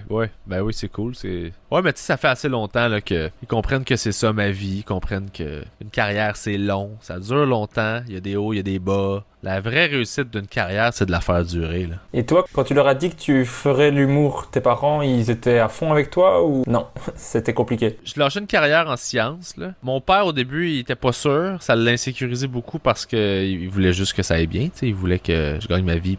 Mais quand il a vu les efforts que je mettais, ça l'a calmé tout de suite. Puis il m'a dit... Il n'y a aucun problème, là. Il a dit... Quand j'étais petit, il m'a dit, tu te donnes tellement quand t'aimes quelque chose que tu deviens obsédé par ça puis t'obsèdes. J'ai toujours su qu'il fallait que je te garde sur la bonne voie parce que si tu décidais de devenir un criminel, tu deviendrais un excellent. Un excellent criminel. Fait qu'il dit, dans le fond, fallait juste moralement te garder au bon endroit. Fait qu'il dit, si c'est ça qui te passionne, étant donné que ça a pris 2 mois, j'avais fait un show, puis après ça, j'avais un emploi à radio, même si ça payait pas beaucoup, de voir qu'il y avait ça qui se tramait puis qui se faisait, ça l'a rassuré juste de, ok, il travaille pour vrai, il est sérieux. Il travaille intelligemment pour que ça se passe, fait cool, vas-y, on verra. T'sais. Mais je te fais confiance. Mais donc, si l'humour s'arrête, on sait que tu peux devenir un très bon meurtrier. C'est bon à savoir. Ouais, meurtrier, je sais pas, mais voleur, je pense que oui. Ben, en fait, non, parce que je me sentirais mal, là, mais pas pourquoi je vois toujours toutes les arnaques possibles. C'est naturel. Je rentre dans un endroit puis je fais comme, ah, ok, la caméra est là, ça filme ça, on pourrait voler ça, tu peux voler ça, ça c'est pas attaché, ça c'est pas barré. Ça serait tellement facile de juste se pointer, tac tac. Pis c'est pas parce que je veux le faire, c'est juste parce que c'est un jeu qui est le fun à faire mentalement de cibler les failles. Je m'en sers pour des blagues, mais dans la vie de tous les jours, ça se traduit comme ça aussi. Là, c'est les mêmes failles. Mais j'aime que tu aies réfléchi à la question de je serais meilleur voleur que meurtrier. J'aime beaucoup. Ouais. Ouais, ben, faut se connaître, hein. Non, pas meurtrier, mais voleur, par contre, je serais bien. Je suis un excellent voleur, oui. Ah, ben c'est bon à savoir. Mais pour le moment, l'humour se passe bien, donc on va rester là-dessus. Ouais. Ben, l'humour se passe pas en ce moment, mais ouais, ça se passait bien avant. Hors pandémie mondiale, ça se passe. Ouais, exactement. Et avec l'humour, t'en as profité, donc on l'a dit tout à l'heure, t'es venu jouer en France, t'es venu jouer en Suisse, t'es même venu jouer en Algérie, d'après mes recherches. Non. Ah ben j'ai vu Algérie sur des interviews, donc les gens sont peut-être trompés. Mais apparemment sur internet on pense que tu as joué en Algérie. Pour vrai? Pour vrai, je te promets l'avoir vu, ou alors je deviens fou. Mais j'ai vu, il y a la phrase dans un interview quelque part, c'était il est venu jouer en France, en Suisse, en Algérie et en Belgique. Ah, c'est drôle. Non, j'ai jamais joué en Algérie. J'ai eu une offre pour aller faire un spectacle à Dubaï il y a 4 ans, je pense. Qui est encore assez loin de l'Algérie.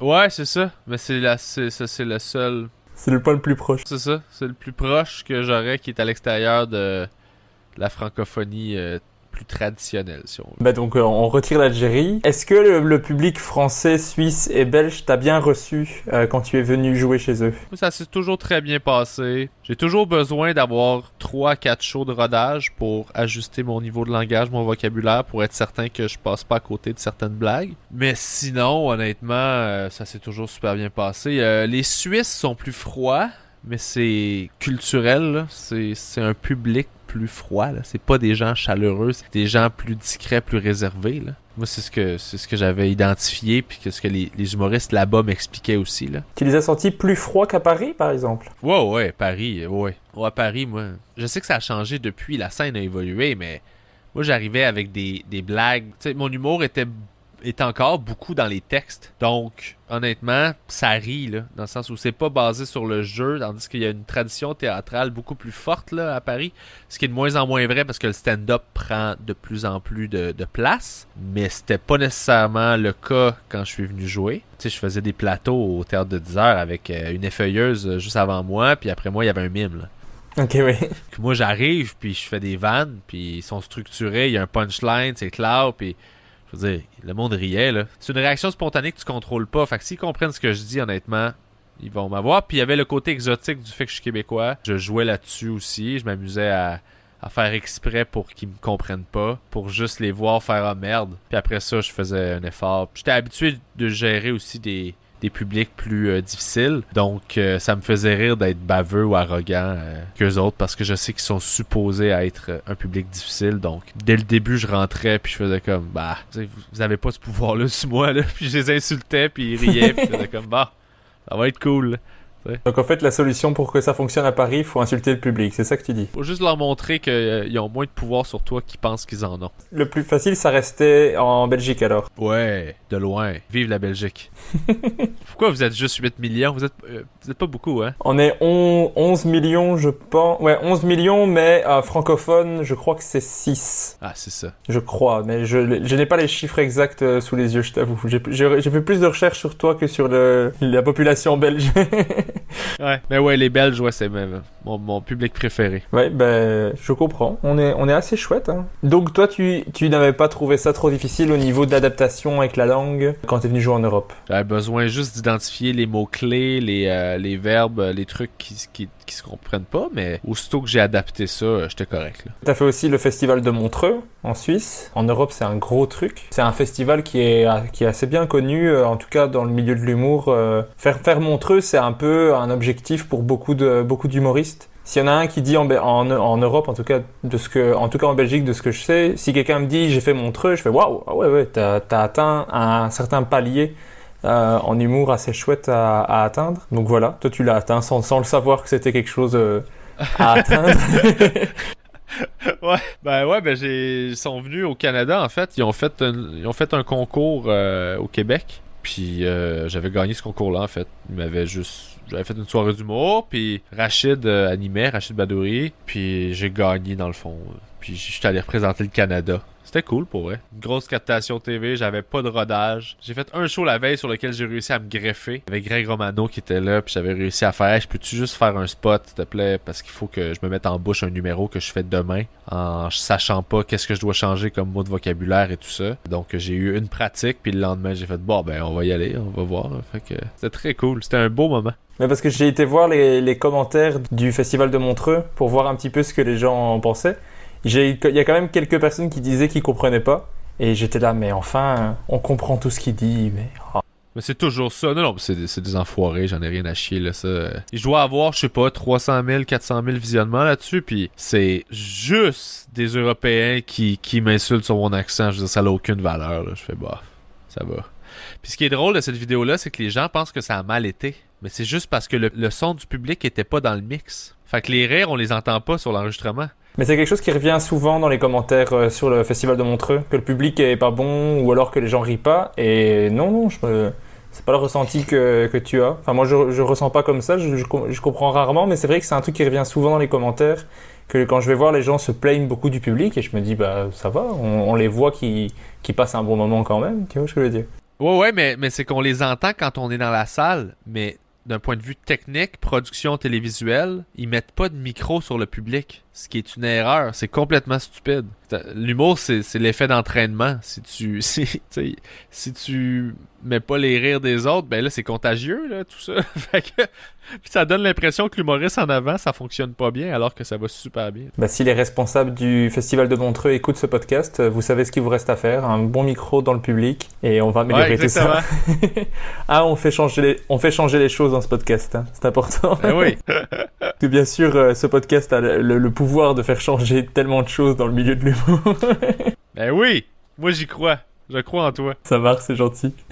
Sinon, je pense que c'est la même année que le Montreux, mais tu participes à la saison 2 de l'émission Les 5 prochains. Donc j'ai déjà reçu Virginie Fortin et Guillaume Wagner qui ont participé aussi à cette émission. Toi, comment tu l'as ressenti? Ben, ça a été une belle vitrine pour moi. Ça m'a fait connaître aussi encore une fois d'un autre public.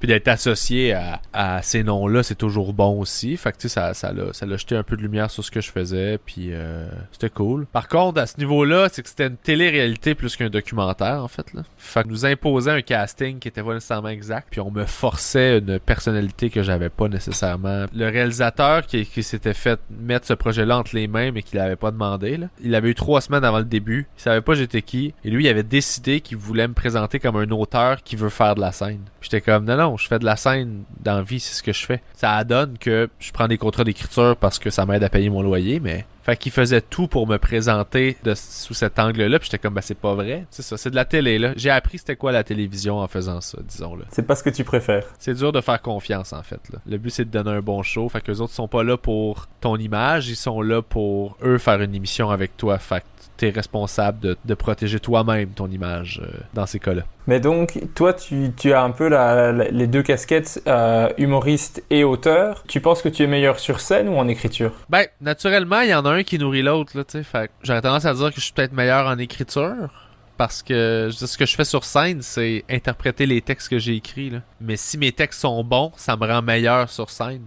Fait que là, à savoir si je suis meilleur sur scène qu'en écriture, tu sais, c'est un travail d'équipe. Mais c'est sûr que je suis orienté sur les textes. Est-ce que tu penses que tu es meilleur pour écrire pour les autres ou pour toi? Probablement que je suis meilleur pour écrire pour les autres, juste parce que j'ai un recul que j'ai pas par rapport à moi, et parce que j'ai pas à trancher puis à défendre. J'ai juste à nourrir. Ça, c'est cool. Moi, c'est pas un problème. Je vais écrire 10 pages de blagues, c'est pas un problème. Tu vas choisir ce que t'aimes, tu vas aller le défendre sur scène, puis si t'es heureux, je suis heureux. Mais c'est ta vision que je nourris. Fait que ce détachement-là fait qu'en création, je me laisse aller dans des zones où je me laisse moins aller quand c'est juste pour moi, parce que, étant donné que j'écris pour moi, ben là, il y a toute ma personnalité qui rentre dans le lot, ce que je veux faire, ce que je veux pas faire, ce que je veux dégager, les complexes que j'ai. Il y a tout ça qui vient parasiter un peu la création. Puis c'est ça que l'expérience vient enlever avec les années. C'est ce processus-là. Donc, il y a beaucoup plus d'obstacles quand t'écris pour toi-même que quand t'écris pour les autres. Fait que d'un point de vue strictement performance, je pense qu'écrire pour les autres, c'est plus facile.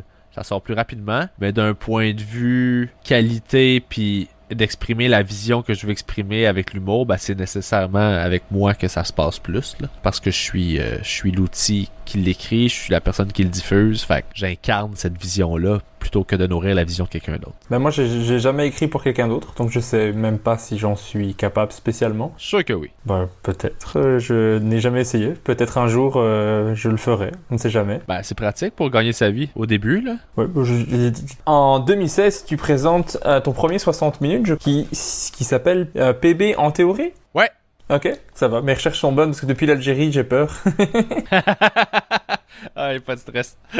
De quoi tu parlais dans ton premier spectacle? C'était une collection de ma première heure de spectacle, en fait. Là. Fait que je parlais de quoi? Je parlais de ma relation avec mon père. Je parlais du fait que j'ai arrêté de boire de l'alcool. Du don d'organes. Je pense que je parlais d'habiter avec une copine. Quelque chose que j'avais jamais fait à ce moment-là. Je parlais, de ma grand-mère puis de l'évolution de la technologie avec les années. Des sujets variés, un petit peu une collection de tout ce que tu avais fait. C'est juste que je réalisais que j'avais toujours une théorie pour tout. Fait que le PB en théorie s'est imposé rapidement. Pour ce spectacle-là, il me semble que tu avais fait un système de paiement pour le public un peu particulier. Tu demandais de payer 5 $ ou plus pour assister à la soirée. Est-ce que c'était une bonne idée? Ouais, parce que ça a rempli mes salles. Dans des endroits où les personnes auraient payé un prix élevé pour venir me voir. Ça a rempli des salles de gens curieux qui aimaient la proposition puis la démarche. Puis ces gens-là, ben, ils ont découvert ce que j'ai fait, puis sont revenus pour mon deuxième spectacle. Puis moi, ça m'assurait qu'il fallait que je donne un bon show. Là. Parce qu'après ça, ce que je faisais, c'est que à la fin du show, je faisais si t'as pas payé assez cher pour le show que t'as eu, tu peux m'en redonner. Ceux qui avaient donné juste 5$, ils venaient mettre 20$. Là, puis fait que moi, ça m'a permis de gagner ma vie plutôt que de jouer devant une salle vide. Tout ça parce que je leur ai fait confiance. Là. J'ai l'impression de sentir la patte de Dan Gagnon, mais... Ben oui, totalement. Ben oui, c'est Dan qui m'avait donné cette idée-là, parce qu'on en parlait justement. Lui, il faisait ça en Belgique avec... il mettait une enveloppe sur le siège, puis les gens ils mettaient ce qu'ils voulaient à la fin du spectacle. Ouais. Moi, cette méthode-là m'angoissait trop parce que j'ai des frais, puis parce que c'est mon argent, puis côté anxiété, je fais tout seul, fait que j'avais pas envie de me rajouter un stress de plus puis de perdre de l'argent. Fait que je m'étais mis un 5$ minimum pour au moins couvrir mon essence et mes trucs comme ça. Là. Puis moi, c'était une billetterie que les gens payaient à l'avance ou le soir même en arrivant, mais j'avais au moins un indice de combien de gens vont être présents, parce que être dans le néant, c'est la pire chose. Là. Tu te présentes, tu découvres qu'il y a 10 personnes, ça fait mal, mais si tu sais qu'il va y avoir 10 personnes, ça te permet de faire de la promotion, de pousser un peu plus dans une ville où ça a moins bien vendu, pour essayer de remplir et tout ça. Fait que ça me donnait au moins un outil de plus pour avoir une tournée qui avait du bon sens. Puis la réponse était bonne, justement, ça a rempli une grande majorité des salles que j'ai faites juste parce que ça coûtait pas cher, parce que la proposition était intéressante, puis que je demandais essentiellement aux gens de me faire confiance parce que j'allais leur faire confiance eux aussi. Fait il y a quelque chose là-dedans qui a fait ça, puis ça m'a aidé à faire découvrir ce que je faisais, ce qui était la meilleure chose à faire là, pour moi. Là. Ben, la plateforme dont je te parlais tout à l'heure, eux, ils font tout leur spectacle aussi au chapeau. Donc à la fin du spectacle, les gens donnent ce qu'ils veulent. Je suis toujours étonné de voir ce que les gens donnent, parce que souvent on attend les artistes à la sortie avec le chapeau. Et quand je vois ce que les gens donnent, je me dis, mais même moi, j'aurais pas donné autant alors que j'étais sur scène. Je trouve que les gens sont vraiment généreux quand ils ont passé un bon moment. Donc c'est très agréable de voir qu'ils ont passé un bon moment. Ils auraient donné certainement plus que s'il y avait eu un prix d'entrée. Absolument. C'est ça. C'est exactement ça. De faire confiance, ultimement. Là. Puis toi, tu donnes un bon show. Si tu donnes pas un bon show, ça va paraître, là. Après ça, je pense que on est revenu à ton actualité de tout à l'heure avec ton nouveau spectacle. Ou alors j'ai raté une étape importante et dans ce cas-là, je suis vraiment désolé. Non, je pense que c'est exact. Ça va. Est-ce qu'on peut te souhaiter quelque chose pour la suite de ta carrière? Oui, que ça reprenne. Oui. Que tout revienne normalement. Que je puisse continuer à avoir...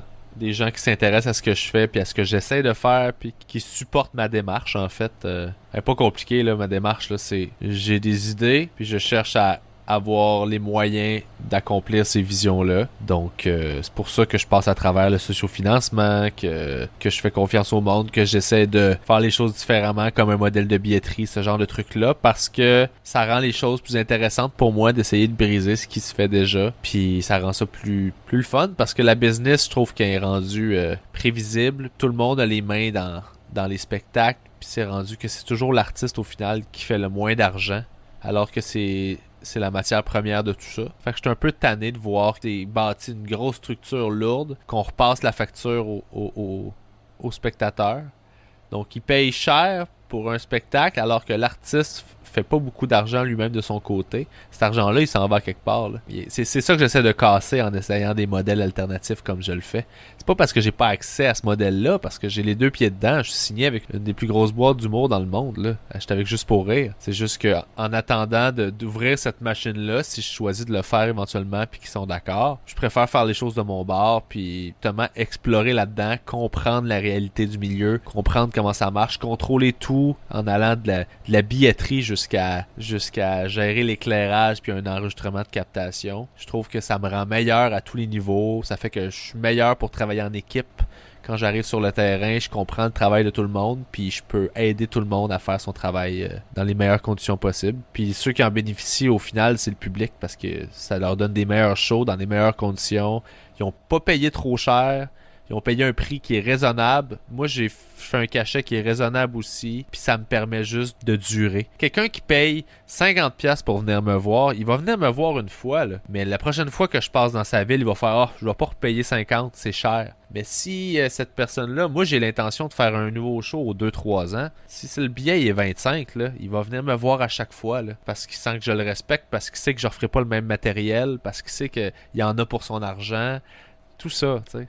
Il y a quelque chose là-dedans que Je préfère penser à long terme que de penser à court terme puis d'être greedy. Je te souhaite que ça continue comme ça, que le public soit au rendez-vous pour toutes tes scènes. Ben, merci beaucoup. Tu as parlé de captation. Moi, j'espère qu'il y aura une captation dont je pourrai bénéficier depuis la Belgique pour voir le spectacle complet, parce que je n'ai pas eu l'occasion de voir ton spectacle complet. J'aurais bien aimé. À moins que ça existe, et dans ce cas-là, je veux le savoir pour le rechercher après le podcast. Ça existe pas encore. J'ai des enregistrements. Moi, j'enregistre chacun des spectacles. Fait que dans le fond, depuis 10 ans...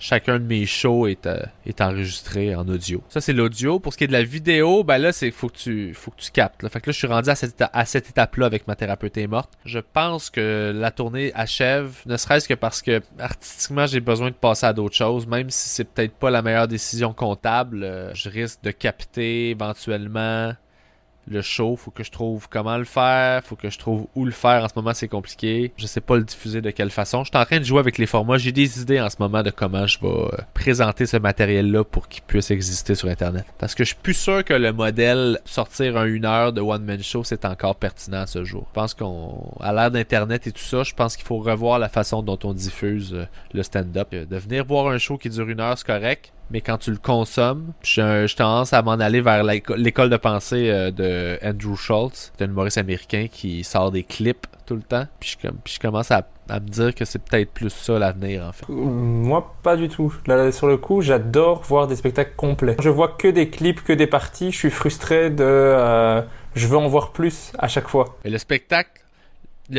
complet existe, mais en termes de diffusion... Au lieu de sortir 1 heure sur Internet, tu sors 10 fois 6 minutes. Ok. J'aime bien le truc continu en 1 heure, passer un moment... Moi, j'adore regarder des specials, des spectacles complets. Je suis aussi comme ça, mais je pense que le public s'éloigne de ça tranquillement. Mais l'option du spectacle complet va toujours être présente là, pour moi parce que c'est comme ça que je vais réussir à rembourser mes frais. C'est en vendant l'accès à ce show-là complet de « Hey, si tu veux écouter mon spectacle, paye tant parce que c'est moi qui autoproduis. » Parce que sinon, il faut que tu le vendes à une chaîne de télé et tout ça et c'est compliqué et ça me tente pas. Pour me faire connaître, pour se faire découvrir, c'est mieux des petits clips. Je veux offrir ce qui se rapproche le plus de l'expérience live que tu peux avoir aussi on the side. Un empêche pas l'autre. C'est juste que je pense que en accès anticipé, tu vends le 1 heure, puis éventuellement tu découpes en petits clips que tu sors sur Internet, puis là les gens peuvent découvrir. T'sais. Plusieurs stratégies. Eh ben, on peut passer à l'étape name dropping. Je vais te demander l'humoriste le plus sympa que tu as rencontré. Peu importe le pays. Mon Dieu, il y en a tellement. Le plus gentil, là. Bah, écoute, je vais y aller, on va y aller outre-mer, mais Yacine Bellouz. Ah, il a été cité plusieurs fois. Je pense que ça va être lui le Maurice le plus sympa de l'année. Kian aussi, Kian Kojandi, vraiment un chic type, là. Vraiment, vraiment, vraiment. Ah, puis je peux lui rendre une fleur. Et à une période où, justement... Je venais de perdre, parce que moi j'ai investi tout mon argent personnel dans ces projets-là. Fait que c'est des milliers de dollars d'équipement, puis c'est beaucoup de temps, beaucoup d'argent. Puis à un moment donné, j'ai eu un bris technique qui fait que ça m'a dévasté parce que je venais de perdre une entrevue magique. Puis j'avais écrit un message parce que je savais plus si l'avenir du podcast, j'allais continuer ou pas. Il m'a envoyé de l'argent. Il m'a juste envoyé, je pense, 500 €. Puis il m'a dit, tu sais, à une époque, il dit, moi, il y a quelqu'un j'étais dans la merde, quelqu'un m'a aidé. Fait que c'est à mon tour, tu sais. Je t'envoie ça, puis je veux que tu le prennes, fais ce que tu as besoin de faire, puis tu repasseras le flambeau éventuellement à quelqu'un d'autre dans ta vie. Puis j'avais fait comme waouh. Ouais. Puis tu sais, il voulait pas que j'en parle publiquement nécessairement. Fait que Mike Ward a fait la même chose aussi en début de pandémie. Ok. Fait que tu sais, c'est des trucs qu'on essaie de pas parler publiquement parce qu'on veut respecter la demande de ces gens-là, mais en même temps, tu te dis. Ouais, moi je trouve ça chouette de le savoir. C'est ça. J'essaie le plus souvent possible d'être cette personne-là je peux pas toujours financièrement, mais je peux avec mon temps, je peux avec d'autres choses. J'essaie de l'être pour d'autres gens comme ça, qui eux sont en train d'avancer, sont rendus à quelque part dans leur carrière. Moi, si je peux faire une différence, j'essaie de la faire. Mais j'en ai moi-même bénéficié. Fait que ouais, non, il y a du bon monde dans l'industrie. Ouais, ben cool. Moi, je crois que c'est ça que j'aime bien poser la question. Que j'aime me dire qu'ils sont aussi sympas qu'ils en ont l'air et ça me fait plaisir à chaque fois. Il y a beaucoup de noms qui reviennent. Yacine, il a été cité un paquet de fois. Kian, il a vraiment l'air et je vais envoyer quelques messages pour pouvoir faire le podcast avec lui parce que je suis tellement fan de ce qu'il fait. J'ai écouté les épisodes d'ailleurs hier avec lui qui était vraiment cool aussi. J'en profite que j'étais en face à face pour te le dire. Ouais, c'est vrai ça. Ça fait longtemps, ça c'était dans les premiers. Oui. Mais en fait, j'étais remonté pour voir le premier pour essayer de voir s'il y avait une petite différence, voir un peu la progression dans le podcast, comment tu animes, tu vois ce que je veux dire? Ouais, j'ai évolué fois 1000, là. Je parle beaucoup moins qu'avant, là, maintenant. Là. Je parlais trop au début, je prenais beaucoup trop de place dans mon propre podcast, mais c'était de l'insécurité, je voulais remplir le vide, mais j'ai réalisé que si je prends le temps puis que je peux juste être à l'écoute puis relax, les gens vont le remplir. Mais ça fait partie de l'évolution, c'est ça aussi, là. Des fois, je reçois des commentaires de gens qui chialent sur un podcast d'il y a 3 ans. Ils sont comme « Ah, t'arrêtes pas de parler ou t'arrêtes pas de dire ça. » Puis là, je fais « Hey, ça fait 3 ans. » Genre, faut que tu sois capable de remettre quelque chose dans son contexte. Là. Oui. Genre, j'ai évolué. J'ai changé. Quand t'étais jeune, tu croyais au Père Noël, tu y crois plus maintenant. Je te mets pas d'en face que « Hey, tu croyais au Père Noël, t'es con. » Je fais « Ben non, tu y crois plus, t'as avancé. C'est correct. » C'est ça aussi, là. On évolue, là. C'est chouette de voir la différence. Donc, comme tu le dis, on sent la progression.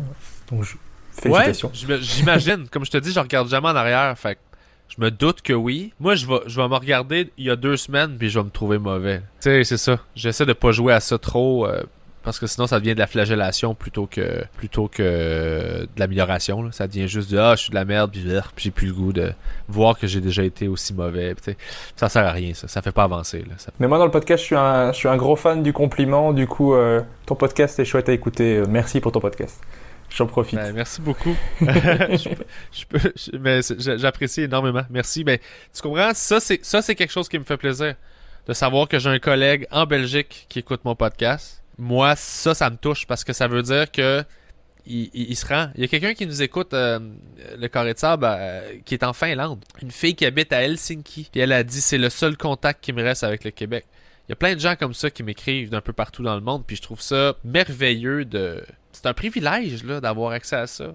T'sais, puis je joue pas, moi, la game d'essayer d'être le plus gros podcast, puis de faire du marketing tout le temps, puis d'être le plus connu, puis je devrais, là, parce que le marché est fait comme ça. Focus juste sur le fait que le noyau dur de gens qui écoutent mon show, les milliers de personnes qui sont là chaque semaine, je suis vraiment privilégié d'avoir ça. Il y a quelque chose là-dedans, moi, que je trouve fou, là, t'sais. Je me suis senti tout seul toute ma vie.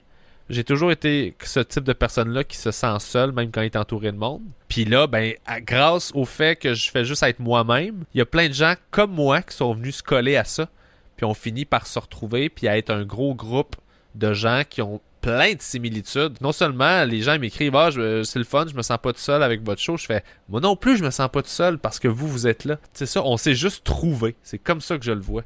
À travers un podcast, mais on s'est quand même trouvé, puis c'est ça que je célèbre avec le show. Je trouve ça chouette. Moi aussi, c'est au début, hein, donc j'ai quelques retours et il faut que je trouve un moyen pour avoir plus de contacts avec les gens qui écoutent, parce qu'il y a des gens qui écoutent. Merci d'ailleurs à tous ceux qui écoutent.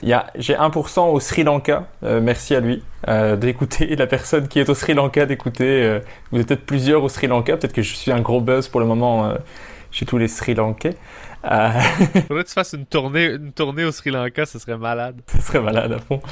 Mais voilà, c'est marrant de voir ça. Mais du coup, il faut que je trouve un moyen pour avoir plus d'interaction avec les gens. Donc si vous écoutez le podcast et que ça vous plaît, n'hésitez pas à me le dire, ça me fera très plaisir. J'en profite que tu en parles, pas juste pour faire ma pub au passage.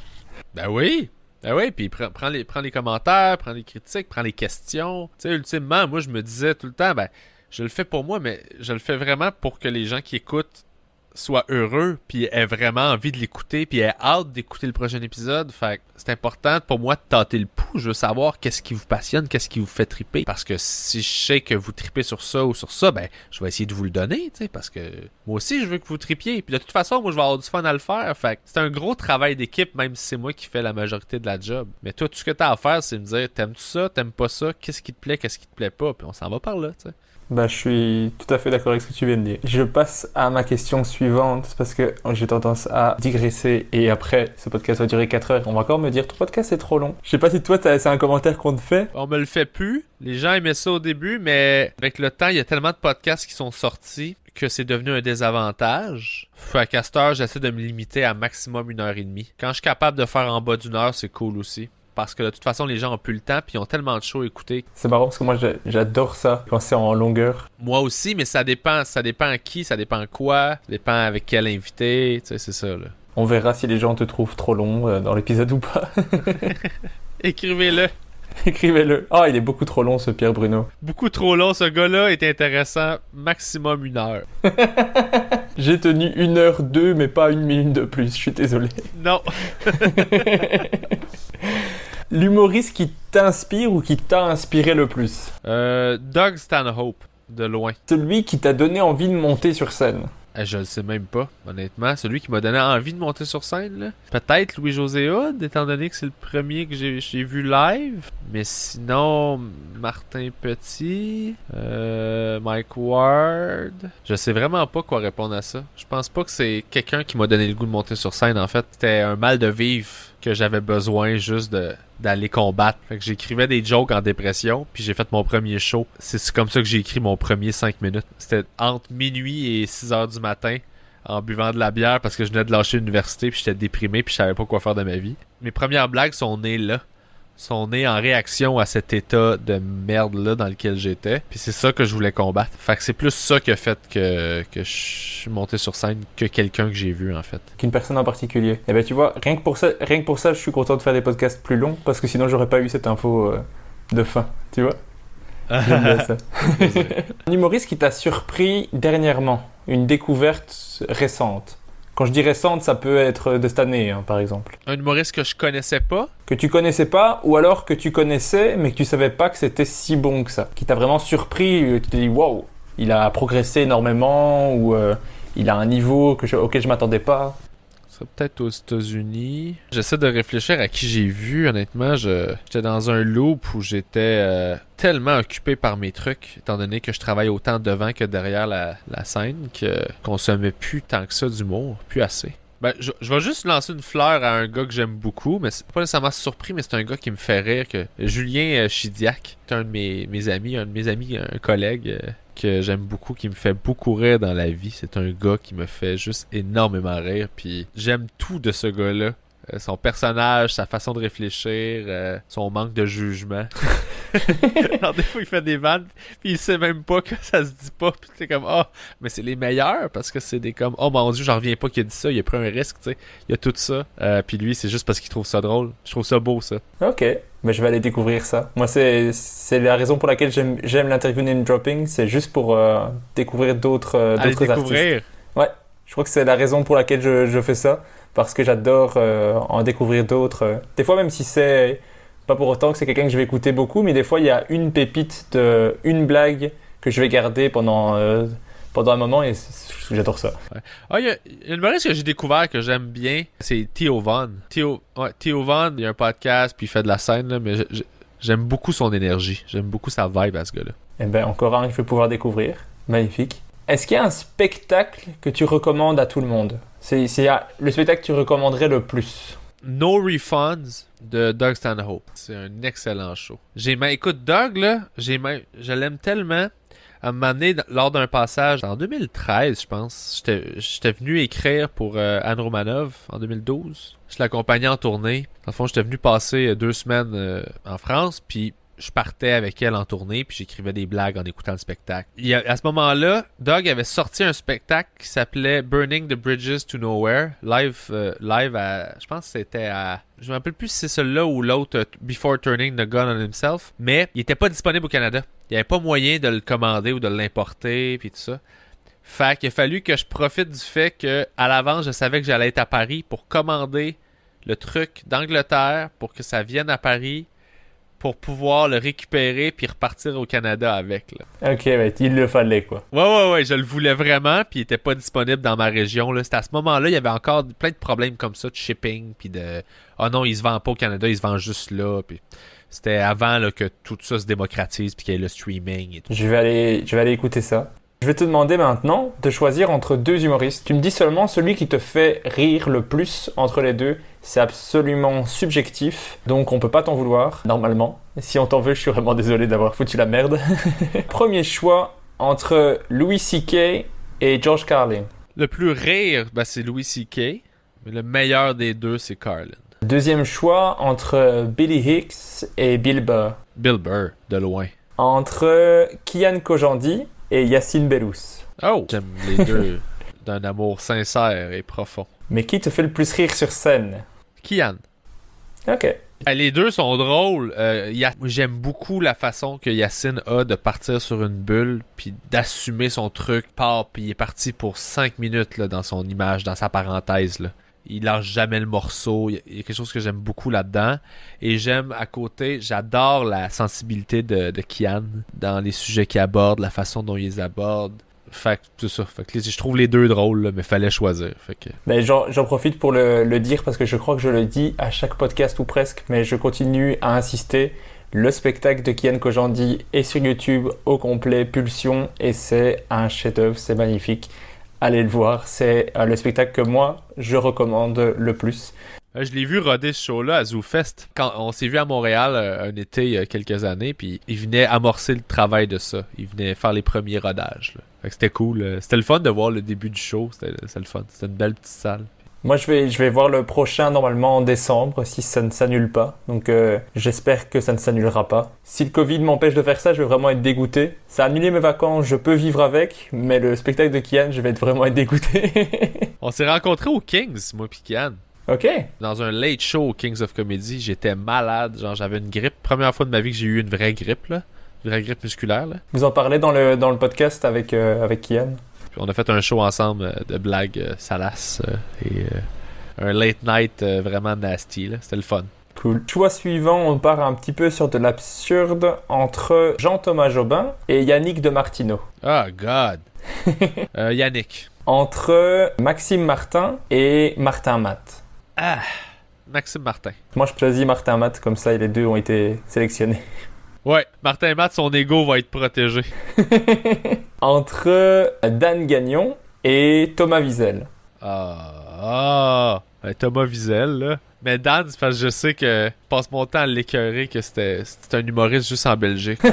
C'est mon ami, tu sais, c'est mon ami dans la vie. Fait que c'est sûr qu'on passe notre temps à dire que on a des amis en commun, là. Puis on arrête pas de dire qu'on l'écœure, mais tu sais, c'est pas vrai, là, on le pense pas. Je veux dire, moi, je le trouve extrêmement talentueux. Dan, là, c'est un des gars qui m'inspire beaucoup dans la vie aussi. Dan, c'est ce qui me fait rire. Je l'aime beaucoup. Là, ben, d'ailleurs, j'en profite, je conseille l'épisode que tu as fait avec lui et sa femme. Était vraiment cool à écouter. Je vous le conseille aussi. C'était cool, hein? Vraiment chouette. À fond. Je crois que c'était la semaine où je l'avais reçu en plus ou moins au même moment. J'étais pas encore lassé de Dan Gagnon, donc je voulais encore en écouter plus. Et du coup, j'avais écouté celui-là après. Entre Mike Ward et Guillaume Wagner. Mike. Ouais. Ça fait longtemps que j'ai pas écouté Guillaume. Et son spectacle aussi, le deuxième est disponible sur YouTube, si tu veux. Ouais, c'est ça, mais ça, tu sais, je l'ai vu à ce moment-là, là, fait que ça fait super longtemps, là. Oh ouais, j'ai vu tous ces trucs-là, mais ça fait longtemps de... Mais là, Guillaume, on s'est pas croisé vraiment dans les dernières années, on s'est vraiment... Il y a du monde de même que tu vois juste plus, là. Guillaume, c'en est un, là. Mais là, en général, je veux dire, je croise ces gens-là toujours, parce que tous les soirs, on fait des shows à Montréal, dans des petits bars, on veut faire des numéros, on se croise en tournée, fait que j'étais habitué de les voir jouer, là. Peu importe c'est qui, j'étais habitué de voir souvent des personnes faire du nouveau matériel, travailler des trucs. Mais Guillaume, on s'est pas croisé beaucoup. Mais ça m'intéresse toujours. Si je sais qu'il est sur scène, je vais arrêter ce que je fais puis je vais aller l'écouter voir. Ça m'intéresse de voir qu'est-ce qu'il fait. T'sais. Parce que ça a toujours été un très bon stand-up qui était un gars brillant. C'est un gars avec qui moi j'ai beaucoup appris de Guillaume Wagner sans que nécessairement ce soit lui qui m'apprenne des trucs, mais j'ai beaucoup appris en le regardant travailler. C'est un gars pour qui j'ai beaucoup de respect professionnellement. Là, fait que... Le dernier épisode que j'ai enregistré, c'est avec lui. Ok, cool. Donc c'était vraiment cool aussi qu'il ait accepté, comme toi d'ailleurs. Merci beaucoup. Ça fait vraiment plaisir d'aller les découvrir aussi. De toute façon, tous les gens qu'on cite ici, ce sont que des gens que j'adore. Dès qu'ils sont dans la sélection, c'est que j'aime bien ce qu'ils font. C'est pas le podcast bashing. Non, ça sera le prochain, celui-là. Exactement. Entre Stéphane Fallu et Étienne Dano. Stéphane Fallu. Mais Fallu, c'est parce qu'il y a rien qui bat. Fallu, c'est un Golden Retriever. Il y a rien qui bat son énergie de gars perdu, mais qui est là en même temps, puis qui est comme... Je veux dire... Fallu, c'est un enfant dans un corps de monsieur, là. Je veux dire, ça s'invente pas, là. J'aurais limite envie de l'utiliser comme titre. Fallu, c'est un Golden Retriever. Stéphane Fallu est un Golden Retriever. Ça serait génial. Ouais. Entre Virginie Fortin et Catherine Levac. Virginie. Entre Amy Schumer et Sarah Silverman. J'aime pas Amy Schumer. Sarah Silverman. C'est ton droit. Tu as le droit de ne pas aimer Amy Schumer. Ben, elle a tellement copié de joke que j'ai même pas le goût de l'aimer, genre. Ah ok, j'avais pas suivi qu'elle avait copié des jokes. Ah, tape Amy Schumer steals joke, là. Elle a piqué des jokes à plein de monde. Oh, ouais. Ah ben je vais aller voir ça. Je ne savais pas. Eh ben je confirme mon choix qui aurait été le même que toi, Sarah Silverman. Même sans le vol de joke, ça reste Sarah Silverman. Eh ben voilà, c'est tout pour les choix entre les artistes. Tu t'en es bien sorti sans devoir faire du bashing sur personne à part Amy Schumer si elle nous écoute. Je pense qu'on on risque pas grand-chose, ça va. Non, je pense pas, non. Et j'ai une toute dernière question pour toi. Je l'ai piqué à Dan dans son podcast qu'il avait avant, Dan Gagnon gratuitement. Il demandait à chaque fois à son invité qui on devrait inviter dans le prochain podcast. Et j'adore cette question, du coup je la pose à chaque podcast. Qui tu aimerais entendre dans un podcast comme ça, où on revient sur sa carrière et on parle un peu d'humour? Qui est-ce que tu aimerais entendre? Ah, j'aime ça comme question. Je pense que je vais vous la voler après avoir dit qu'Amy Schumer elle vole des affaires. Ça marche. Mais en fait, tu voles Dan qui lui-même a avoué qu'il l'avait piqué à quelqu'un d'autre. Donc, il n'y a pas de souci. Pour vrai?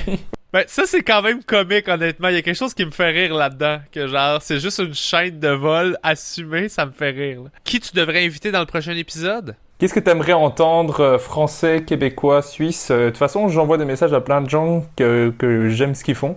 Donc, tu peux tenter. J'essaie de voir quelqu'un que je sais que tu pourrais avoir pour vrai. Tu sais, quelqu'un qui ferait comme ouais, cool, ça me tente. Ça serait intéressant d'avoir. Ah, je pense que t'aurais du fun à jaser avec Martin Perizzolo.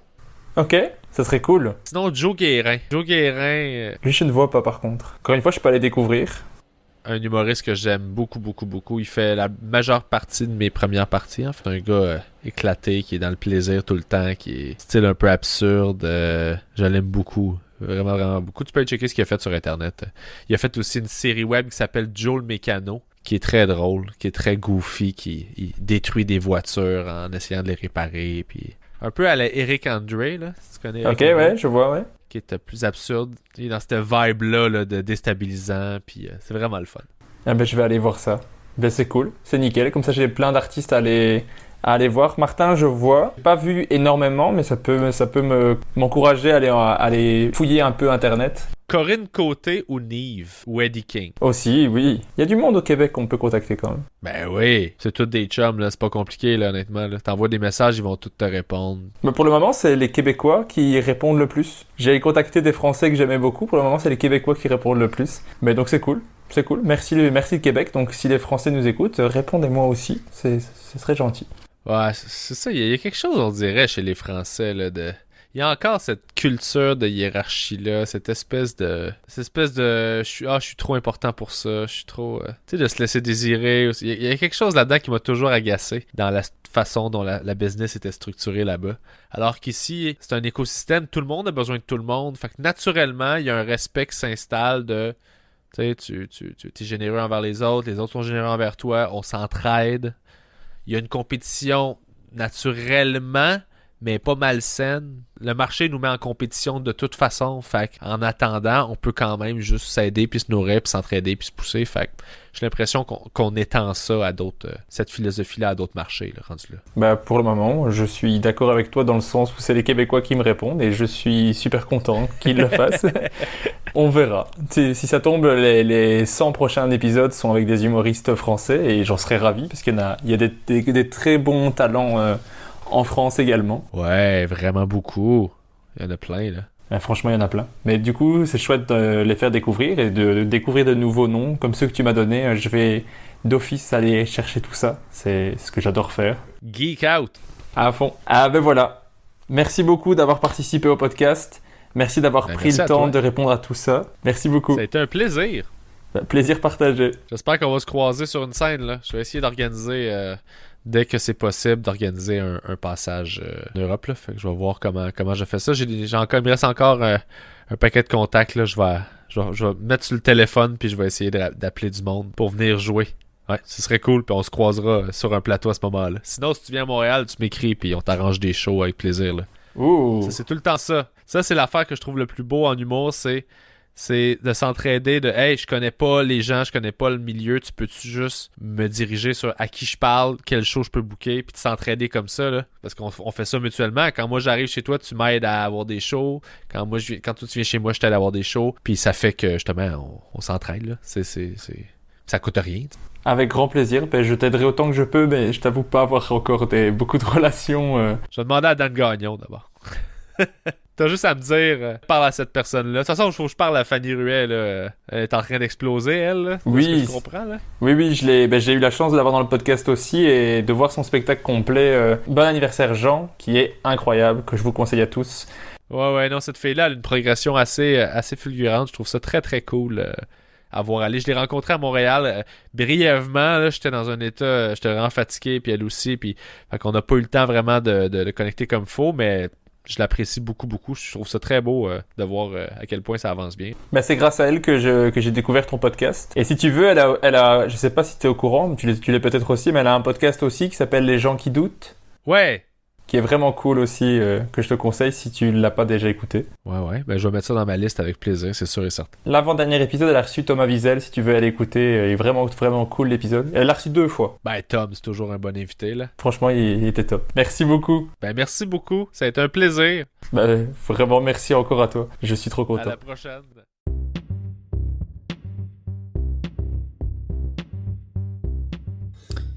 Merci d'avoir écouté Humeur humoristique. N'hésitez pas à donner votre avis, à vous abonner et à le partager autour de vous. Si vous avez détesté, écoutez le suivant. Il sera mieux. Bisous.